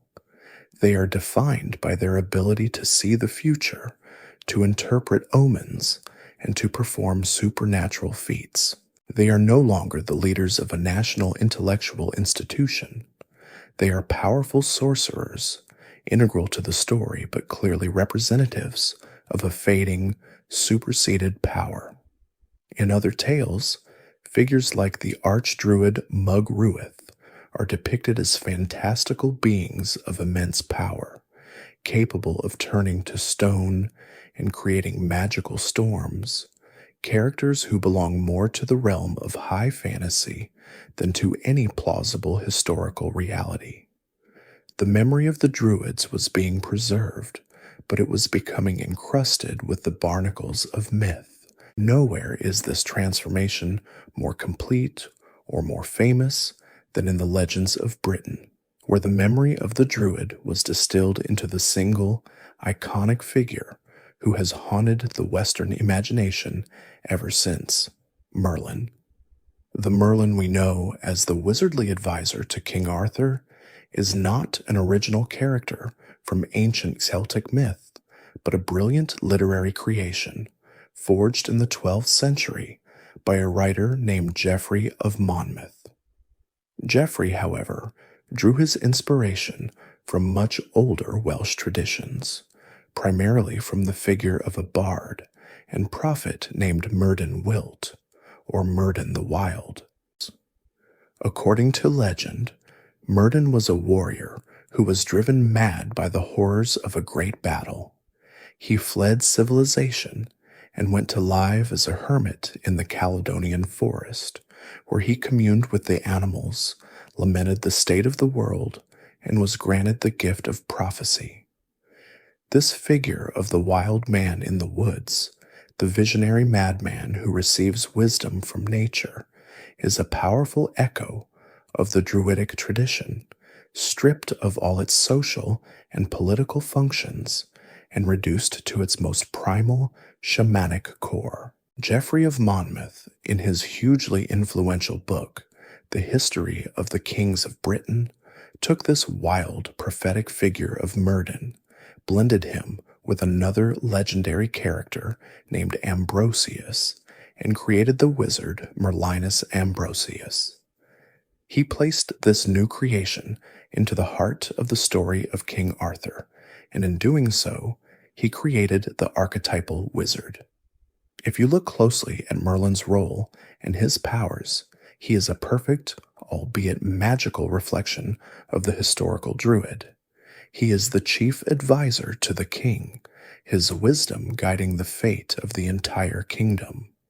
He is a master prophet, his visions shaping the course of history. He is a shapeshifter and has a deep connection to the natural world, able to speak with animals and command the elements.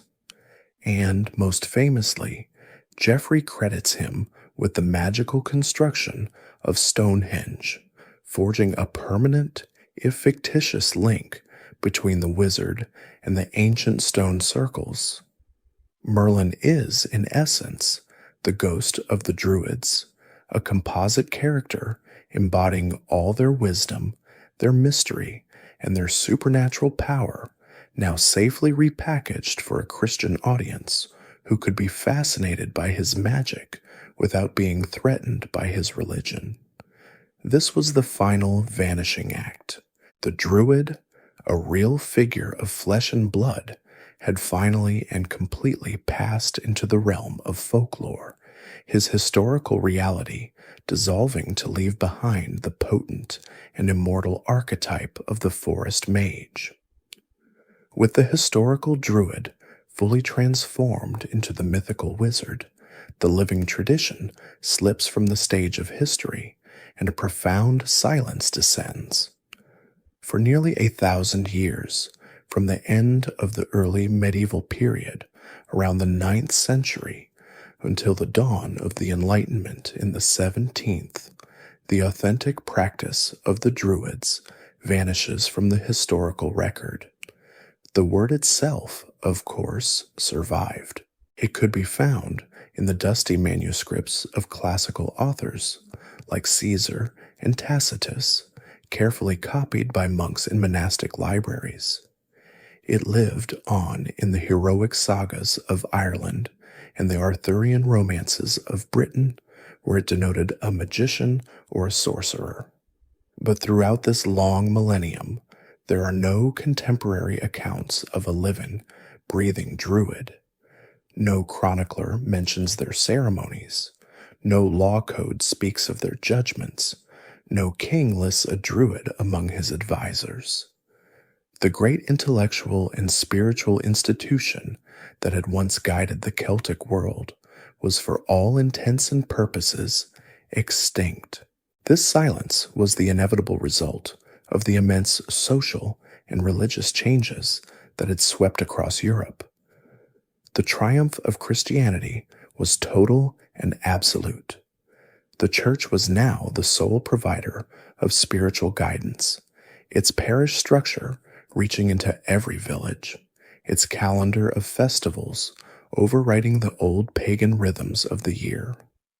The ancient oral tradition, a sophisticated system that required decades of dedicated study and the institutional support of a pagan society, could not survive in this new world. As the learned Philae of Ireland were gradually absorbed into the Christian monastic culture, the new technology of writing supplanted the old ways of memory. The ancient method of embodying knowledge, of becoming a living library, became a lost art. Furthermore, the very social fabric in which the Druids had thrived was torn apart by centuries of upheaval. The Viking raids, the Norman conquests of England and Ireland, and the slow consolidation of feudal kingdoms created new political realities, new languages, and new legal systems that had no place for the priest-judges of a superseded world. The great mystery of these silent centuries is whether the tradition died out completely or whether it simply went so far underground that it became invisible to the literate, elite culture that produced our historical records.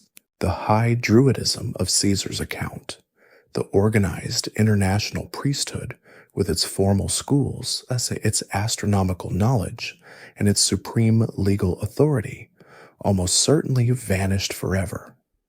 Such a complex institution was like an intricate ecosystem. Once its environment was destroyed, it could not survive. But what if parts of it survived in a different, more fragmented form? The most compelling hypothesis is that while the great tree was felled, its root system continued to put up small, scattered shoots in the form of folk tradition and rural magic. Throughout the medieval and early modern periods, in the villages and remote countrysides of the Celtic lands, there existed a class of people known as cunning folk or wise women. These were the local healers, the diviners, the charmers. They used complex herbal remedies passed down through generations. They practiced divination to find lost objects or predict the future, and they provided charms for protection or for love. These practitioners would never have called themselves Druids, and their knowledge was a fractured and simplified echo of the old ways. But their societal role was a faint shadow of the Druids' function. They were the keepers of a different kind of wisdom, one rooted in the landscape and in traditions that long predated the village church. It is possible that in these folk practices, a trace of the Druidic lineage survived. Similarly, the deep-seated reverence for the natural world, a cornerstone of the Druidic worldview, persisted in popular superstition.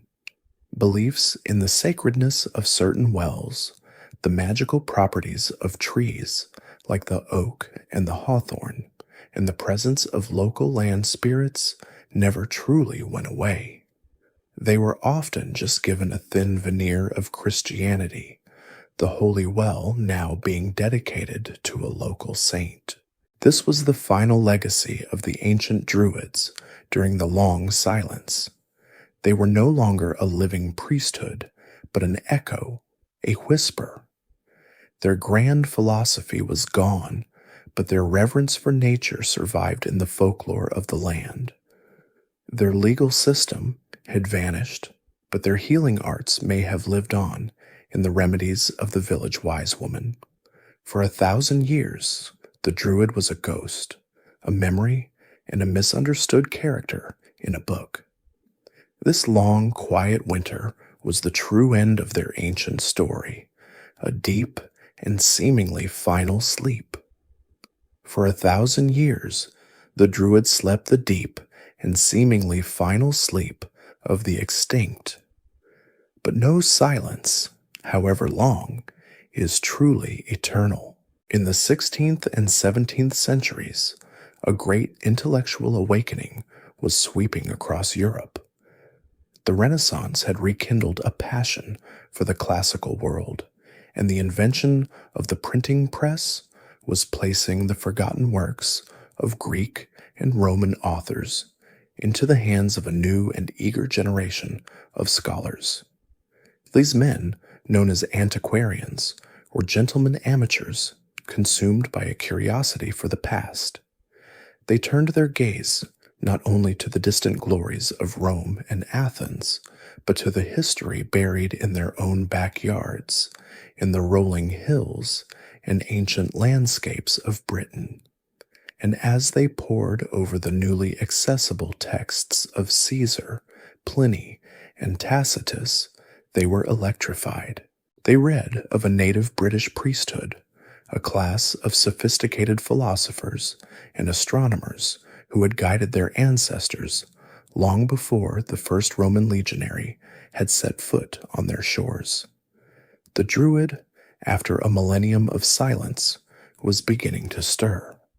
The first person to truly shake the Druid from his slumber was an eccentric and brilliant 17th century English antiquarian named John Aubrey. While surveying the vast and mysterious stone circles that dotted the British countryside, particularly the colossal monuments of Stonehenge and Avebury, Aubrey was faced with a profound riddle. These structures were clearly ancient, clearly the work of a sophisticated people, and clearly religious in nature, yet they were just as clearly not Roman and not Christian. Who then could have built them?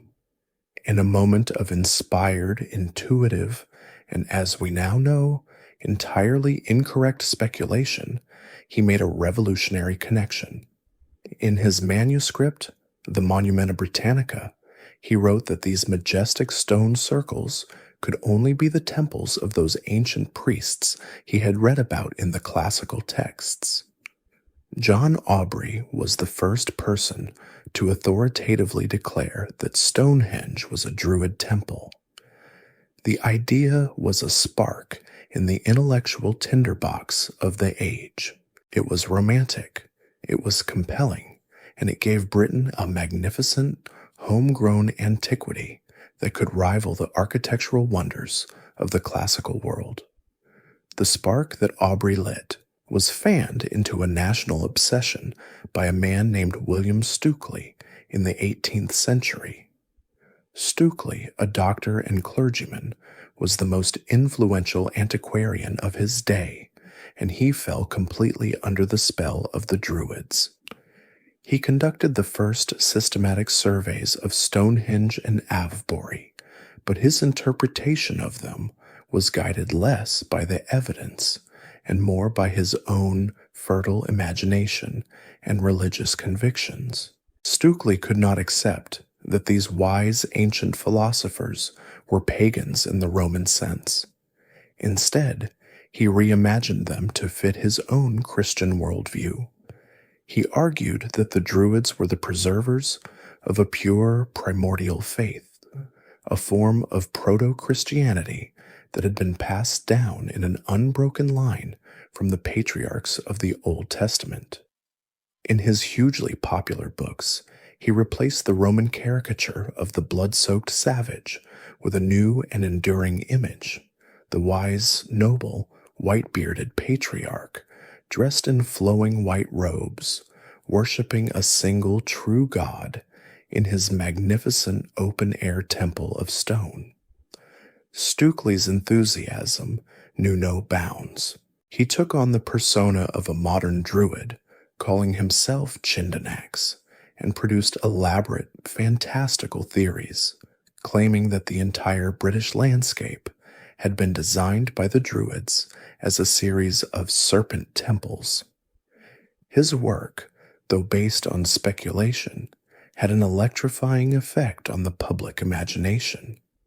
He single-handedly cemented the fictitious link between Druids and Stonehenge and created the romantic archetype of the noble sage that remains with us to this day. But why was this reinvented Druid so enthusiastically embraced. The hypothesis is that his revival was intimately linked to the birth of a modern British identity. As Britain was emerging as a great imperial power, it needed a foundational myth, an origin story that was distinctly its own, free from the cultural dominance of Rome. The Druid, reimagined as a liberty-loving, philosophically profound, and fiercely independent native priest who had stood against the Roman invaders, was the perfect national hero. After 1,000 years, the Druid had been reawakened, but he was not the same. The historical figure remained lost. In his place stood a romantic invention, a patriotic symbol, a mythical architect of stone circles, a figure born not of the Iron Age forest, but of the Enlightenment library. The reinvented Druid of the 18th century, this noble white-bearded sage of Stonehenge, was a compelling and romantic figure, but he was a silent one. He was an image without a voice, a character without a script. The antiquarians had built a beautiful stage, but the play itself had not yet been written. For the Druid to step out of the dusty pages of the library and become a living practice, someone had to provide him with a philosophy to speak, rituals to perform, and a reason to exist in the modern world.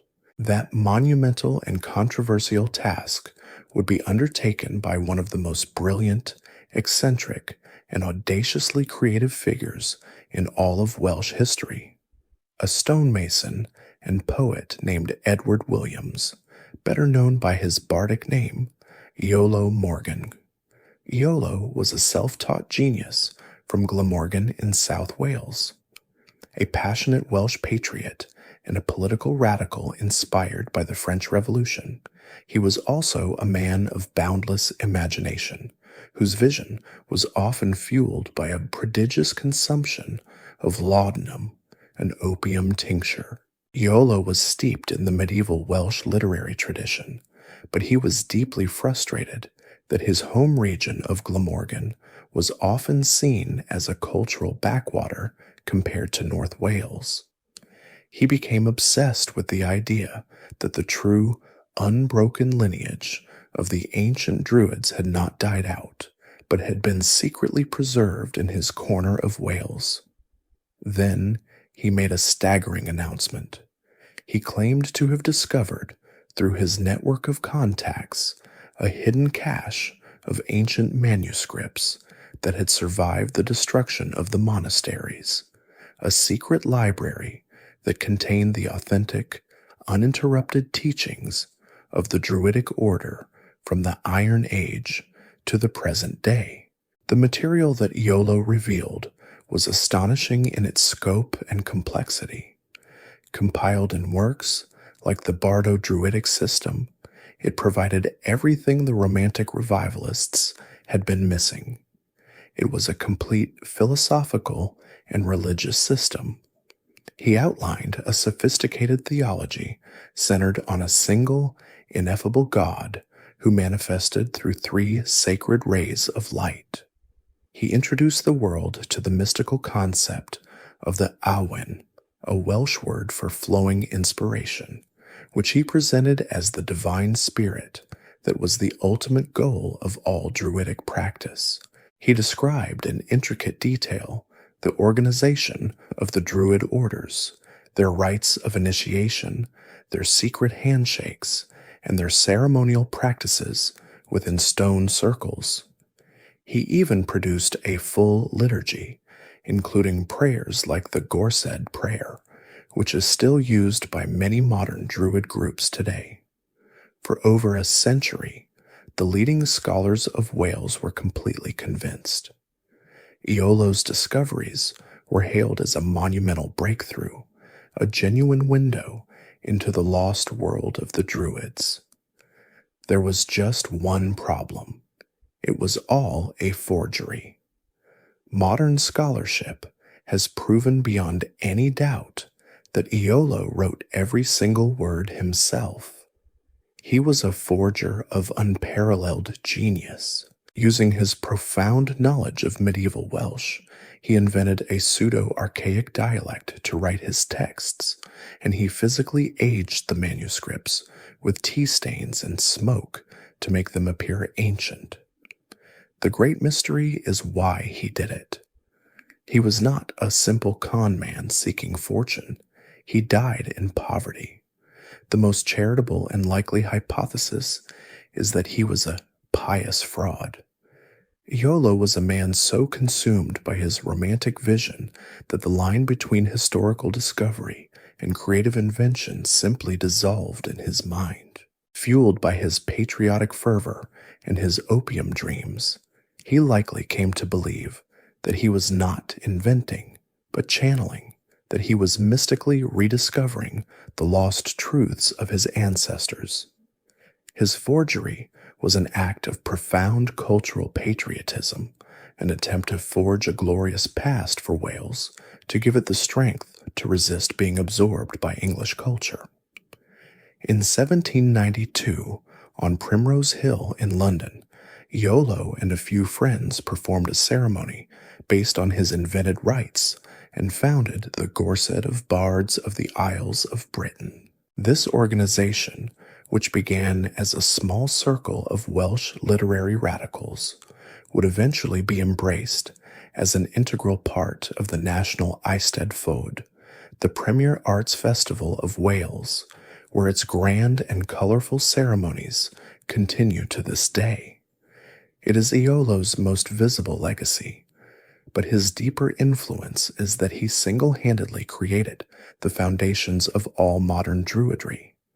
While Aubrey and Stukely had built the body, it was Iolo Morganjuks who breathed a living soul into it. His forgery was so brilliant, so spiritually compelling, that it successfully resurrected the Druid, not as a historical artifact, but as a living spiritual path for the modern age. Iolo Morgan W.G.'s visionary, if fraudulent, work had resurrected the Druid as a living spiritual practice. But this reborn Druid needed a temple, a grand stage on which to perform the new rituals Iolo had scripted. The antiquarians of the previous century had already provided the perfect one. Out on the Salisbury Plain stood a monument of breathtaking majesty and profound mystery, a place that seemed to hum with ancient power, Stonehenge. And so, the single most enduring, iconic, and historically inaccurate image of the Druids was permanently forged, that of white-robed priests celebrating the solstice among the great standing stones. This vision is so deeply embedded in our cultural imagination that it feels like an eternal truth. But it is a fiction, a romantic dream woven from speculation and national pride. The unbridgeable gap between the Druids and Stonehenge is a simple matter of chronology. Modern archaeology, through techniques like carbon dating, has given us a clear and unambiguous timeline for the monument's construction. The first phase of Stonehenge, the great circular earthwork ditch and bank, was created around 3000 BCE. The iconic giant sarsen stones and the colossal trilithons that define the structure were raised much later, but still around 2500 BCE. The site was altered and used for at least 1500 years. Now consider the timeline of the Druids. They were the priestly class of the Iron Age Celts. The very earliest classical references to them appear around the 3rd century BCE.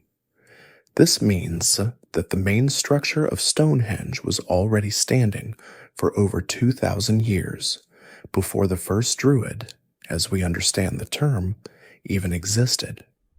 The gap separating the builders of Stonehenge from the historical Druids is greater than the gap separating Julius Caesar from us today.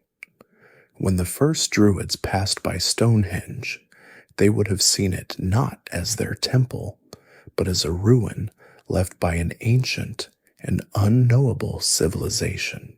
How, then, did this impossible connection become so firmly established? As we've seen, the idea was born in the 17th century with John Aubrey, who, lacking any other explanation for the magnificent structure, assigned its creation to the only sophisticated pre-Roman priesthood he knew of from his readings. A century later, William Stukeley took Aubrey's guess and transformed it into a national epic, painting a vivid picture of noble, patriarchal Druids conducting their ceremonies in this, their grandest temple. The writings of Iolo Morganbaugu, which were presented as authentic ancient texts and described Druidic rites being held in stone circles, sealed the deal. By the dawn of the 19th century, the fiction had been repeated so often and with such authority that it had hardened into fact in the public mind. The deeper mystery is not how the myth was created, but why it has proven so incredibly durable, so resistant to the overwhelming scientific evidence against it. The answer seems to lie in the profound cultural and psychological needs that the story fulfills. For one, it provides a sense of continuity. While the Druids did not build Stonehenge, it is perfectly plausible that as the preeminent spiritual authorities of the Iron Age, they would have recognized it as a powerful ancestral holy place and may well have used it for their own ceremonies. In this view, they were not the architects, but perhaps the last ancient custodians, inheriting a sacredness that stretched back into the depths of time. More importantly, the myth gave the emerging nation of Great Britain a glorious non-Roman antiquity. As the British Empire grew, it needed a foundational story that was entirely its own. The image of the wise Druids at their magnificent temple on the Salisbury Plain provided a British Acropolis, a native source of philosophical and architectural grandeur that rivaled anything in Greece or Rome. Finally, the image itself is simply too powerful to easily discard. The silent, eternal majesty of the stones, combined with the mystique of the white-robed sage, creates a visual archetype of immense power. It speaks to a deep longing for a connection to an ancient magical past, a time of wisdom rooted in the earth and the stars. This romantic fiction has become a living reality in its own right. Every year, thousands of people, including many modern Druids, gather at Stonehenge to celebrate the summer solstice, watching the sun rise perfectly over the heelstone.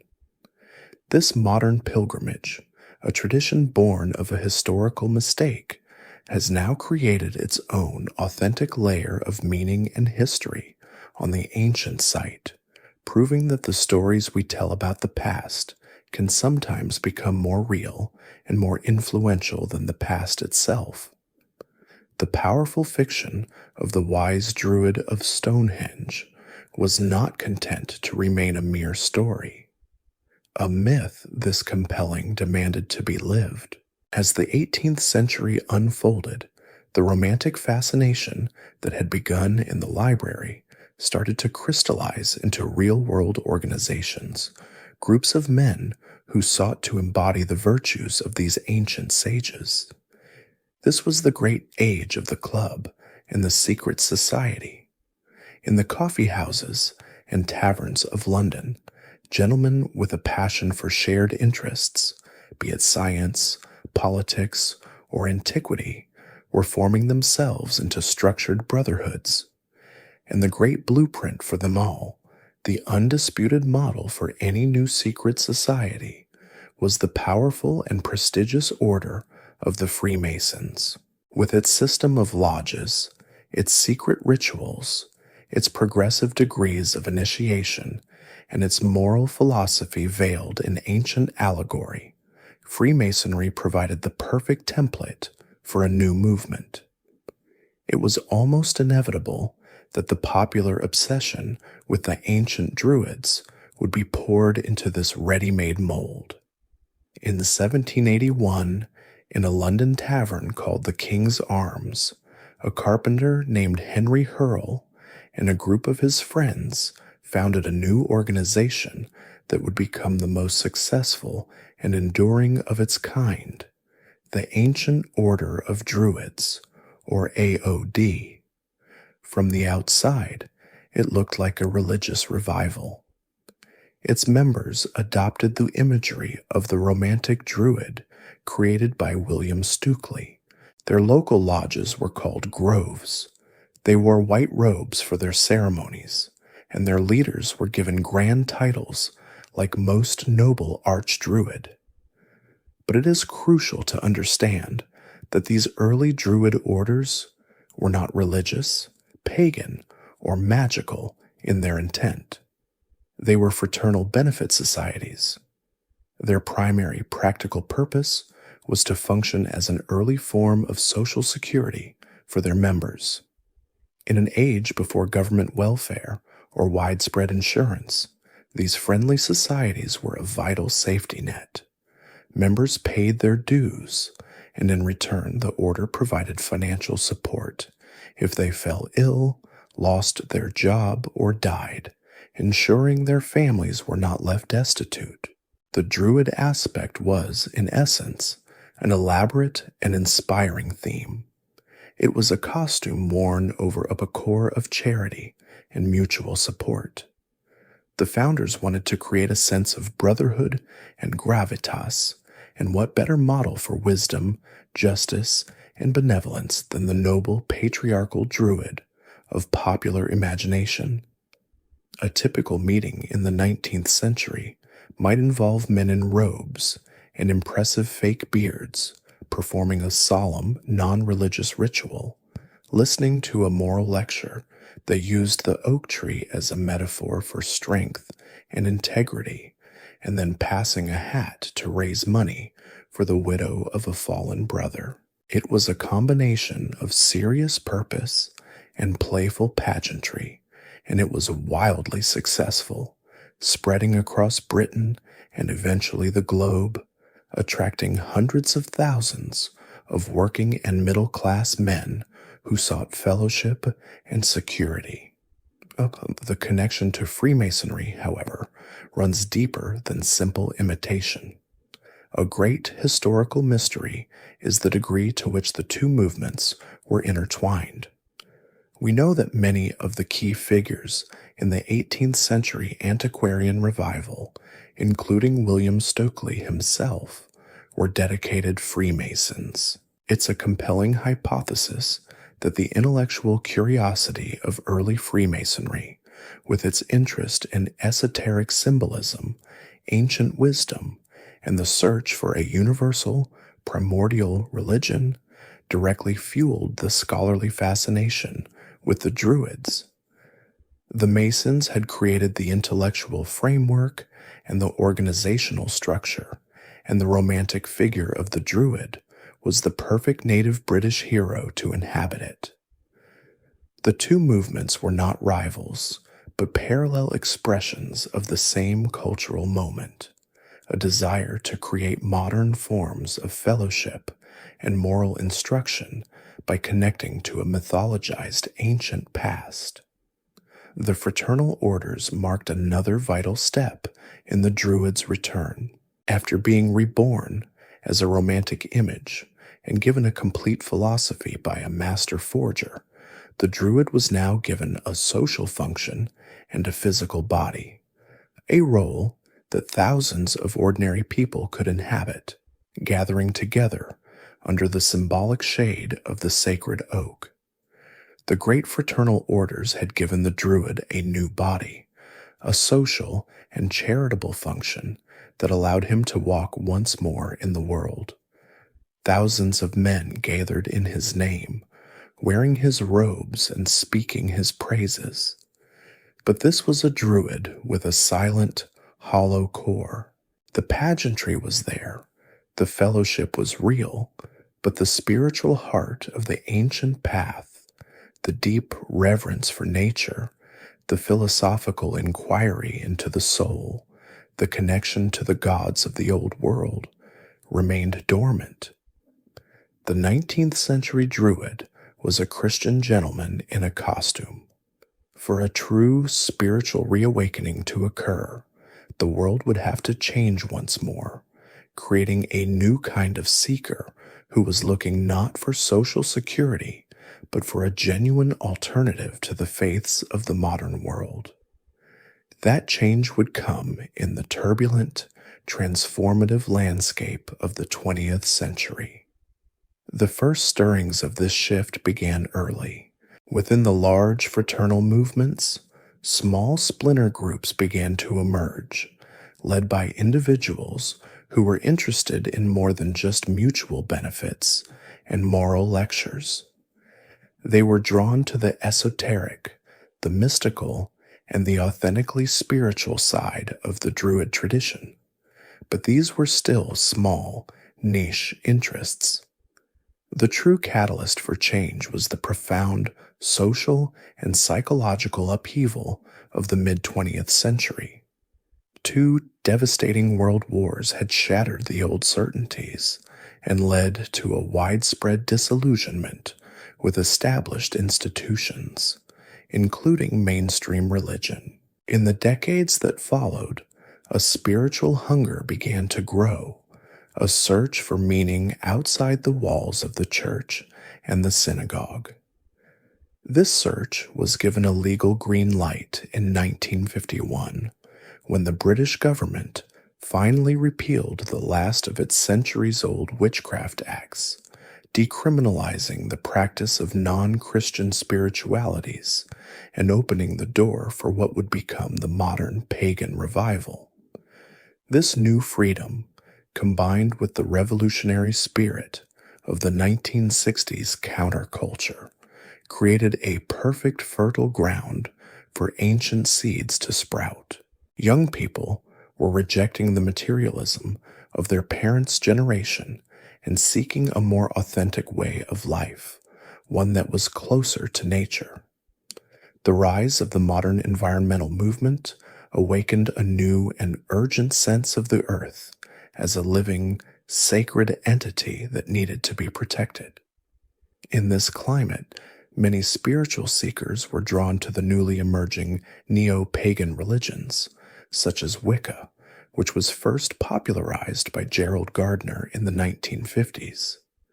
They were looking for a faith that was empowering, personal, and rooted in the earth, and the ancient romantic figure of the Druid, the sage of the sacred grove, was waiting for them. The man who would do more than anyone to transform Druidry from a fraternal society into a living spiritual path was an English writer named Ross Nichols. A member of one of the older mystical Druid orders and a friend of Gerald Gardner, Nichols felt that the existing groups lacked true spiritual depth. In 1964, he founded a new organization, the Order of Bards, Ovites, and Druids, or OBOD. This was something entirely new. OBOD was explicitly designed as a spiritual school, a mystery tradition. It took the romantic framework of the 18th century revival, the lore of Iolo Morganwg, the connection to the Celtic myths, the seasonal festivals, and fused it with modern psychology, particularly the work of Carl Jung, and a profound nature-based spirituality. Crucially, OBOD created a structured correspondence course, allowing anyone, anywhere in the world, to study the path in their own time, at their own pace. Druidry was no longer confined to a lodge in Britain. It was now an accessible spiritual path for the global seeker. This was the final and most profound resurrection. The fraternal Druid of the 19th century would have attended his grove meeting and then gone to church on Sunday. The neo-pagan Druid of the 20th century was different. For them, Druidry was their church. They were not playing a role, they were answering a spiritual calling. They saw themselves as the genuine heirs to the ancient priests, people who sought a sacred connection to the divine, as it manifests in the turning of the seasons, the wisdom of the trees, and the ancient stories of their ancestors. After centuries of being a historical memory, a literary ghost, and a fraternal mascot, the Druid had been reborn, one last time, as a spiritual guide for a new and searching age. The 20th century saw the Druid's final and most surprising resurrection. After being a historical priest, a mythical wizard, and a fraternal brother, the Druid was reborn one last time as a spiritual guide for a new age, an icon for those seeking a sacred connection to the earth in an increasingly disconnected modern world. Section 22. The fraternal Druid of the 19th century was a Christian gentleman playing a role for charity. The neo-pagan Druid of the 20th century was a spiritual seeker, a man or woman who genuinely revered the ancient gods, or a divine life force in nature, and saw Druidry as their primary religious identity. The costume had become a genuine faith. Muro's got word count. 1200. Awaiting continue. Section 23. This new spiritual guide for a searching age, reborn from the ashes of history and the dreams of romantics, offers not a rigid set of commandments, but a gentle and winding path. So what does it mean to walk this path today? What are the core principles that unite the thousands of people across the world who now call themselves Druids? Modern Druidry, or Neo-Druidry, is not a single, centralized religion. It has no sacred book, no single leader, and no fixed creed that one must profess. It is better understood as a diverse and vibrant spiritual movement, a tapestry woven from many different threads, yet flowing through almost every branch and grove of this renewed tradition are three great currents, three core principles that give it its unique shape and character: a profound reverence for nature, the pursuit of creative inspiration, and a commitment to personal and spiritual growth. The absolute, unshakable foundation of all modern Druidry is a deep and abiding reverence for the natural world. This is the central pillar of the temple. For a modern Druid, the divine is not a distant sky god, separate from creation. The divine is immanent in creation. Nature itself is the ultimate sacred text, the primary source of spiritual wisdom. This worldview is often described as animistic or pantheistic, a belief that all things, from the smallest pebble to the grandest star, possess a living spirit. A tree is not just a resource for timber, it is a living being, a silent witness to the seasons, and an elder worthy of respect. A river is not just a body of water, it is the lifeblood of the land, with its own spirit and its own story. This belief is put into practice through the celebration of the 8 festivals of the Wheel of the Year. By marking the solstices, the equinoxes, and the 4 great Celtic fire festivals, modern Druids attune their own inner lives to the great breathing cycles of the earth, finding a deep sense of connection in the turning of the seasons. For many, this reverence is also a powerful call to action, leading them to become passionate advocates for the environment, engaging in conservation, reforestation, and activism to protect the sacred earth that is their church. The second great current, inherited directly from the visionary work of Iolo Morgan W.G., is the pursuit of Awen. This beautiful Welsh word, often translated as divine inspiration or flowing spirit, is the central philosophical concept of much of modern Druidry. The Awen is the spark of creativity, the flame of insight, the flow of divine wisdom that animates the cosmos and can be experienced by every human being. It is not a thing to be believed in, but a state to be cultivated and expressed. The entire Druid path can be seen as a journey to open oneself to the flow of Awen. This is done through all forms of creative expression: poetry, music, storytelling, painting, and craft. It is also cultivated through the pursuit of knowledge, through the study of science, history, and philosophy, and it is found most readily in moments of quiet contemplation in nature. The traditional three grades of many modern Druid orders, Bard, Ovate, and Druid, are seen as a structured path for developing one's capacity to perceive, channel, and direct the flow of Awen in one's life. Finally, Druidry is a path of personal growth and ancestral connection. It is not a religion focused on salvation in an afterlife, but on living a fuller, wiser, and more meaningful life here and now. The path encourages deep introspection, a gentle confrontation with one's own shadows, and a commitment to becoming the best version of oneself. This journey is supported by a deep sense of connection to the past through the honoring of the ancestors. These are not only ancestors of blood, the family lineage that stretches back through time, but also ancestors of spirit, the ancient Celts, the philosophers, the poets, the artists, and the thinkers of the past whose lives and works inspire us. By honoring these roots, a modern Druid feels themselves to be part of a long, unbroken chain of humanity, a single leaf on a vast and ancient tree.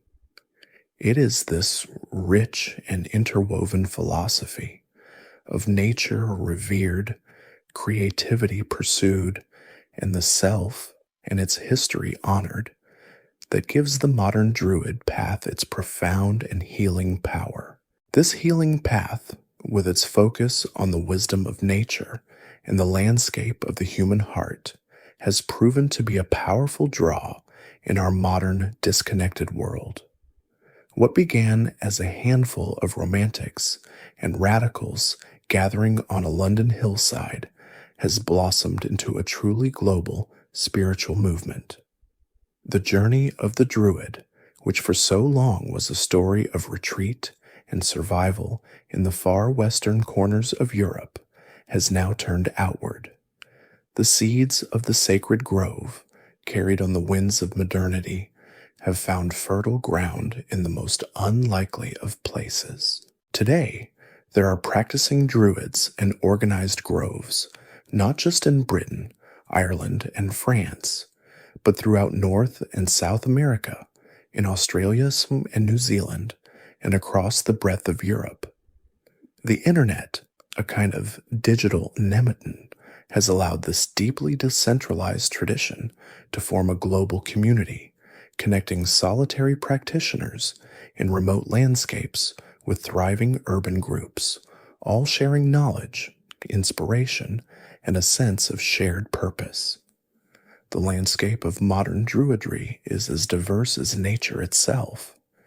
It is not one single organization, but a rich ecosystem of different approaches. There are large international orders, like the Order of Bards, Ovates, and Druids, which provide structured learning programs to tens of thousands of members across the world through a combination of distance learning and local gatherings.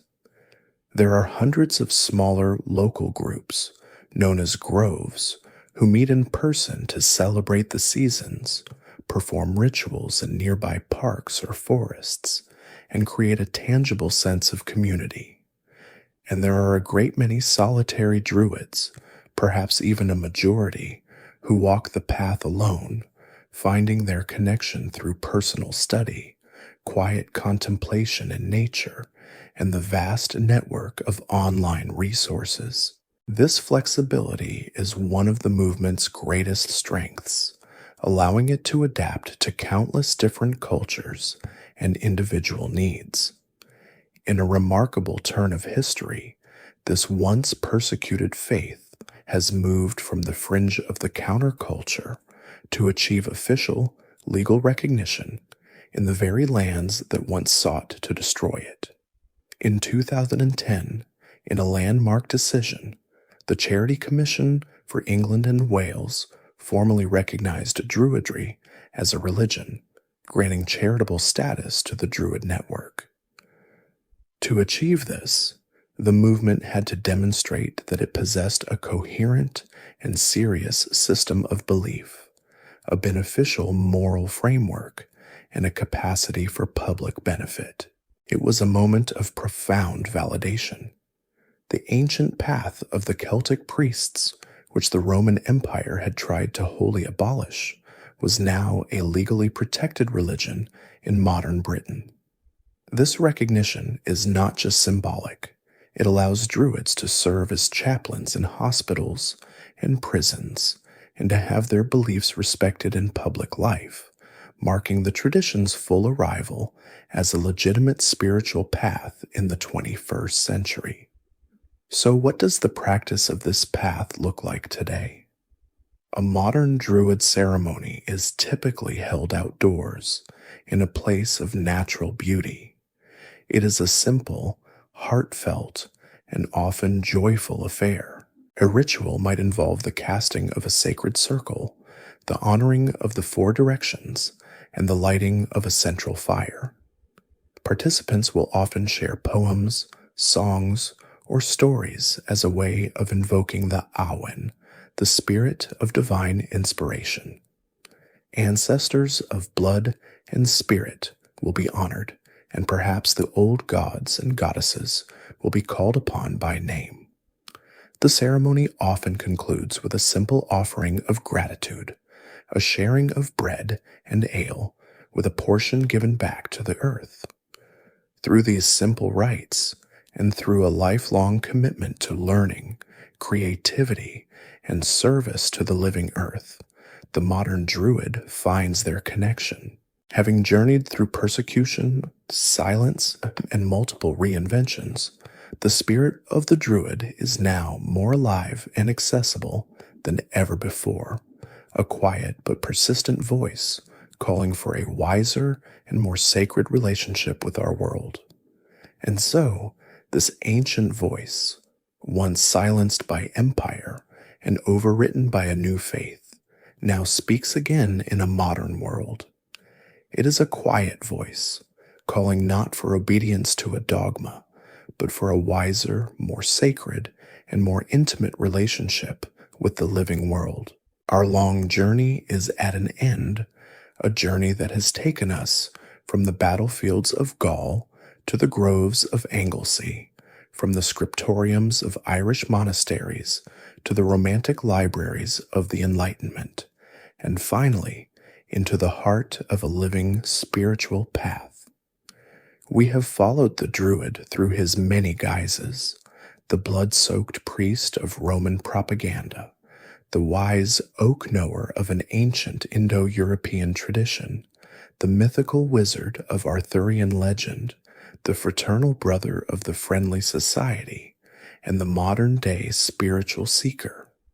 And yet, after all this, we must end where we began, in the presence of a profound and beautiful mystery, because of their sacred commitment to the spoken word, because their vast libraries of knowledge were held only in the delicate and perishable medium of human memory.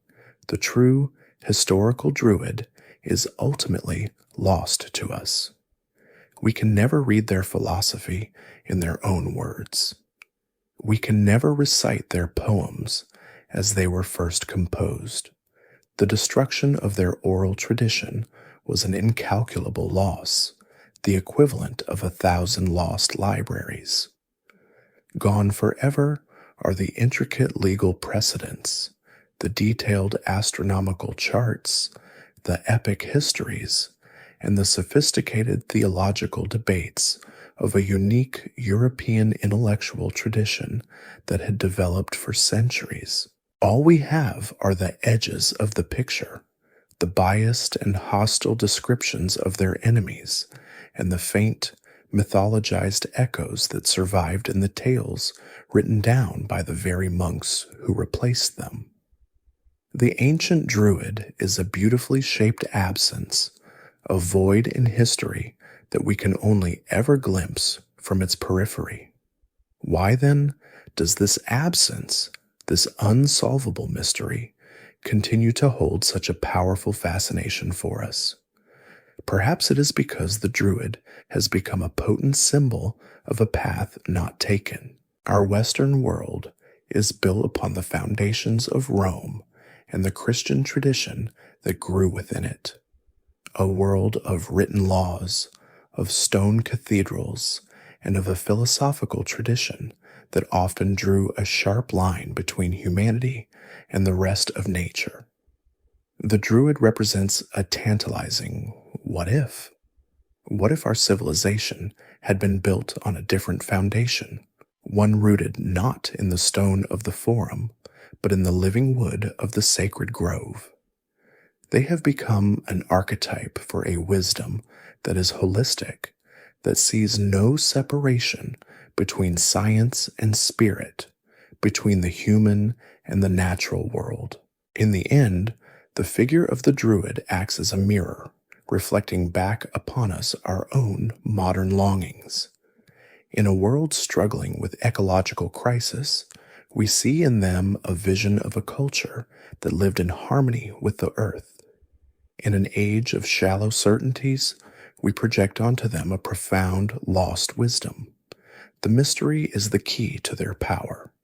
Because we can never truly know them, they can be whatever we need them to be: a guide, an ancestor, an inspiration, and perhaps that is enough. As our story comes to its close, just allow that sense of peace to settle around you. The history is over, but the feeling of wonder remains. Let the final image be a simple one, a quiet clearing deep in an ancient forest. The light is soft, filtering down through a canopy of green. The only sound is the gentle rustle of oak leaves in a soft breeze, a sound that has been a lullaby for 1,000 generations. There is nothing to do, nothing to solve, just the peace of the grove, just rest, whispering, and the quiet, ancient wisdom of the trees.